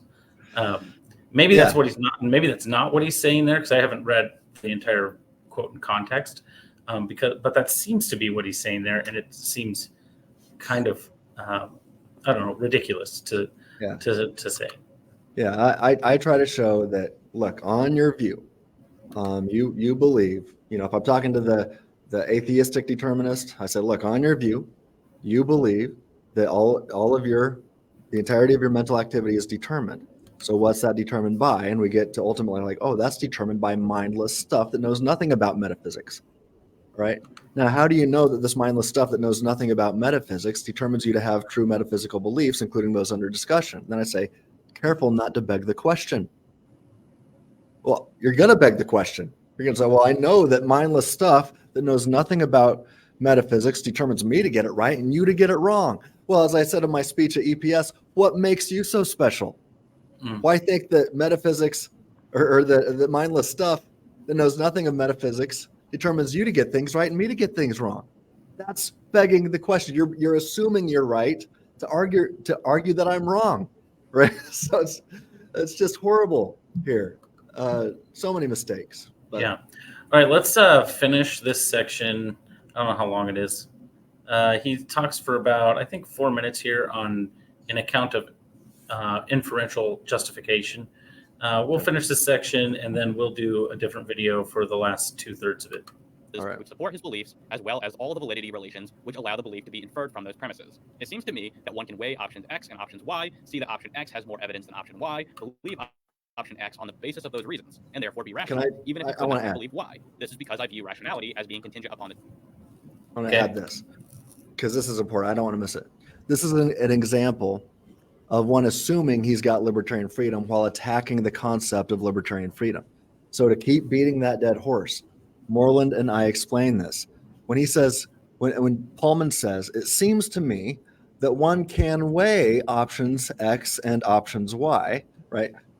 He's assuming there that David Pallmann, the thing that he refers to as I, is piloting the ship of reason and actively doing the weighing. This is what J.P. Moreland added to the paper and wanted to make it clear.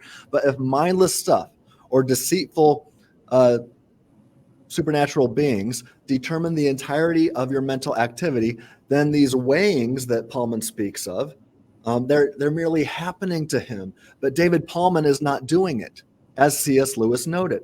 Again, as I noted before, Josh Rasmussen is doing some really good thinking on this topic recently.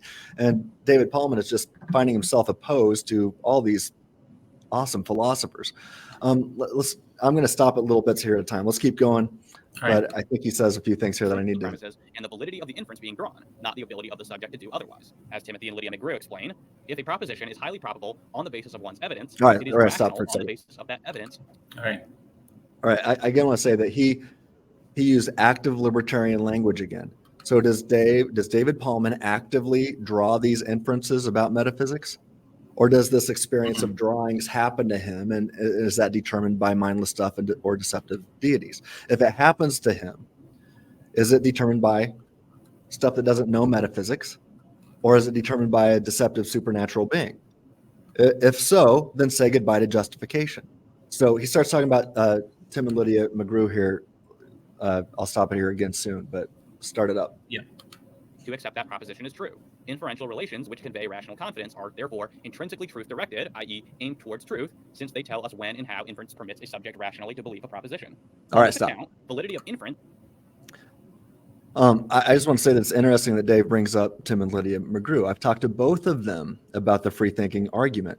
And in fact, when the argument was still in its stages of infancy years ago, I contacted Tim McGrew and asked him to evaluate it for me. He's one of the reasons why I would say that the encouragement he gave me back then is one of the reasons why I felt so emboldened to continue advancing it. But Tim McGrew really encouraged me and really gave the argument his stamp of approval. And I'd say the argument's improved so much since then. But not long ago, I had a Zoom call with both Tim and Lydia. And while Lydia did not come out and say, I fully endorse this argument, seemed to me that she was intrigued by it and seemed to think that I might be onto something. I was encouraged by her words on that. Dr. John DePoe, who I referenced earlier, he's a close colleague of the McGrews, and he's endorsed the argument. And again, he just wrote a forthcoming paper entitled Why Rationality Requires Libertarian Freedom. And he presented that. I think I already talked about it here. He presented that at the EPS. And I was in the front row for that, maybe it was the second row. I don't think anybody was sitting in front of me. That's for sure. But anyway, his paper was awesome. It's going to make some waves when it's published. All right, let's keep going for a few seconds here. All right. Based upon justified premises is a sufficient condition for inferential epistemic justification. One can be determined to be aware of these reasons which support his beliefs, even under determinism. So no, stop. All right. If it's mindless stuff or deceptive supernatural beings who determine how you think about these reasons in which you were merely aware of, but had no active power to decide what to think about the evidence, then you've jumped out of the frying pan and now you're now burning in the fryer. All right. Why trust the sensations of evaluating evidence if the manner in which you passively experience sensations of reason is determined by mindless stuff or deceptive deities? If that's the case, a defeater is raised against your metaphysical beliefs, including the belief that determinism is compatible with justification. It just doesn't work. All right, I got more to say, but let's keep going. I'm going to stop you quickly. All right. Perfectly satisfactory account of inferential justification, which makes no reference to libertarian free will and comports with determinism. Stratton comes along saying that actually this account is not sufficient and we need libertarian freedom in order to have inferential justification. My question is, why should I abandon what seems to me to be a perfectly cogent account of inferential justification for what Stratton is offering? At this point in a philosophical dialectic, it would be customary for Stratton to highlight some sort. Okay. Fortunately, I'm sure that most following along, if they're willing to bracket their biases, are seeing just how non-cogent Dave's account is. Remember, the problem is not determinism alone or determinism simplicator, but determinism coupled with the antecedent conditions of either mindless stuff or deceptive supernatural beings. I made this point years ago on my website in an article called Killing Two Birds with One Stone or something like that. It was years ago, and I first started to hash out these ideas. I think I was really onto something back then. I've developed it much more, gone much more in depth and detail since. But I've been talking about this for a long time, and I think JP and I really defended that somewhat rigorously in our paper. Let's keep it rolling. Sort of putative shortcoming or problem in my account, and then show how adding libertarian free will to our theory of inferential justification overcomes that problem. In theory, this would motivate me to abandon what I had previously seen as a viable account and to accept his account instead. All right, alternatively, he could agree that my account. Not only have I done so here in this discussion, but I've done so with the help of JP Moreland. Seriously, why? I know it's beating the dead horse again and again and again. Yeah, that dead horse is basically just a carpet. This video from David Pallmann is so irrelevant and just missing the mark. It's just old. It's going after old stuff that's been updated so much and screws have been tightened down. Why not deal with it? He knows it's there. Okay. All right. But again, I also wrote this in a blog article for Dave that I know he's read, but he just continues to ignore it. Let's keep going. Of inferential justification is viable, but then argue that it is not actually compatible with determinism. Perhaps he could try to argue that there is some sort of logical contradiction involved in saying that one could be determined to be aware of the reasons which support their beliefs. But he just never does any of this, and based upon repeated interactions with him over the issue, he seems incapable of doing so. Stop. Stratton could attempt to argue that we cannot know. Jeez. Now Dave's just being rude and disrespectful.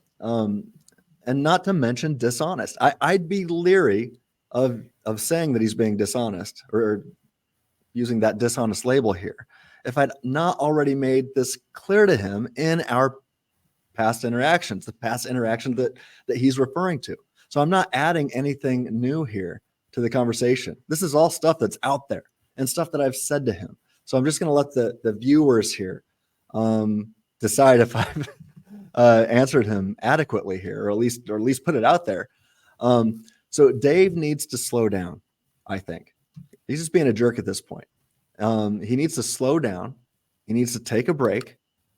I think he needs to examine the crowd of folks that he's chosen to surround himself with, all who seem to have an unhealthy obsession of seeing me canceled. He needs to carefully examine the recent J.P. Moreland article and then look at the growing number of philosophers who are friendly with the free thinking argument. Right? I know Dave just graduated with a bachelor's degree, but given the scores of scholars, PhD scholars, who disagree with him, that doesn't mean Dave's wrong. Maybe Dave's right. He could be onto something. But when the fact that there's even the fact that J.P. Moreland alone is disagreeing with you, you can disagree with Tim Stratton all he wants. I don't blame him. But when there's other scholars saying, no, we think Tim's right. When John DePoe says, I think Tim's right. When Tim McGrew encouraged me to keep moving forward with that argument. When you look at this 15 scholars partnering with me in this to publish this volume, all focused on why libertarian freedom is vital. Maybe that should influence Dave to say, maybe I should put on the brakes and rethink this. Anyway, re-examine a few things. If you have libertarian freedom, you can do that. If you don't, then that's not under your control or power. But I think Dave believes, what's weird is I know that Dave rejects determinism. Mm-hmm. So why I think that he believes that he's free to think. So I don't know why he's rejecting it here. That seems weird to me. But anyway, I just encourage Dave to use his power of free thinking to slow down a little bit and re-examine a few things. Yeah, I think I saw him say, I think at the beginning of the video even, he says that he believes in libertarian free will. And so his critique isn't of libertarian free will specifically, but or in general, but of this specific way of arguing for it, right? Well, and I think he would believe that he is what I refer to as a libertarian free thinker, even. Mm-hmm. So the free thinking, he believes that he's a free thinker, not determined by mindless stuff or deities of deception or something along those lines. So if he believes that, then, I guess you could say he just doesn't like, even though he would agree with the conclusion that he's a libertarian free thinker, he doesn't like the way I've argued for it. And in a sense is then standing up for the determinists, saying no, but in doing so, he's saying that it's possible to have the entirety of your mental activity determined by mindless stuff or deceptive supernatural beings and still be rationally justified in your metaphysical beliefs. He's saying that that's possible. Yeah. And I'm saying that is not possible. And we'll show that more as we go on. Yeah. Well, I don't know that, is he saying that that's possible, or is he just saying that in his view, your argument, specifically the one that he's combating with here, not your most recent one, your argument does not prove it impossible. Like he doesn't actually believe determinism is possible. He's just saying your argument doesn't do the work. I think he's going to say determinism is possible, even though he doesn't think it's true. Oh yeah. He does say that later in the video. Yeah. And I would say that determinism is possible, supplicator. Just that, but if it's really possible for us to be justified in our metaphysical beliefs, then determinism is false. Yeah. And if that's and then we keep working that out, and we say, oh, well, we have to be the kinds of things that are free to think apart from untrustworthy antecedent conditions. And that's what I call libertarian freedom. We're the sources of the manner in which we think. And the way we think and the manner in which we think is up to us as the source, not determined by something or someone else. So yeah, it's weird. He seems to be standing up for and defending his friends who are determinists. But really, go ahead. And at least against, and at the very least, against standing up for them against this argument. If not standing up for them in general. Yeah. All right. Should we close out this section here, or do you have? Let's see here. I got some notes. Yeah, we can stop there. Let's come back. I mean, you might want to even chop this up into what we've already recorded into 2 videos. Yeah. That's up. I'll leave that up to you. All right. But let's come back maybe after Christmas and record another 1 or 2 videos, because I want to hit everything that he said here. Okay. Sounds good. Cool. I'll stop the recording then. Well, wait. I just want to say, Okay. everybody. Well, is this going to come out before Christmas, do you think? Probably not. Right. Well, Merry Christmas Happy New anyway. Year. Happy New Year. Yeah. And look, the whole thing we're talking about here is how to be reasonable. Isaiah 1:18, God tells us to come reason together. And guys like Moreland and I were looking at, well, what does that mean? How can we actively reason together? And that's, we're saying, well, at the end of the day, that's only possible if God has given us the supernatural gift by his grace of libertarian freedom. And we're going to unpack this more in the next video. So make sure to come back and see that. And so in the meantime, stay reasonable. Stay reasonable.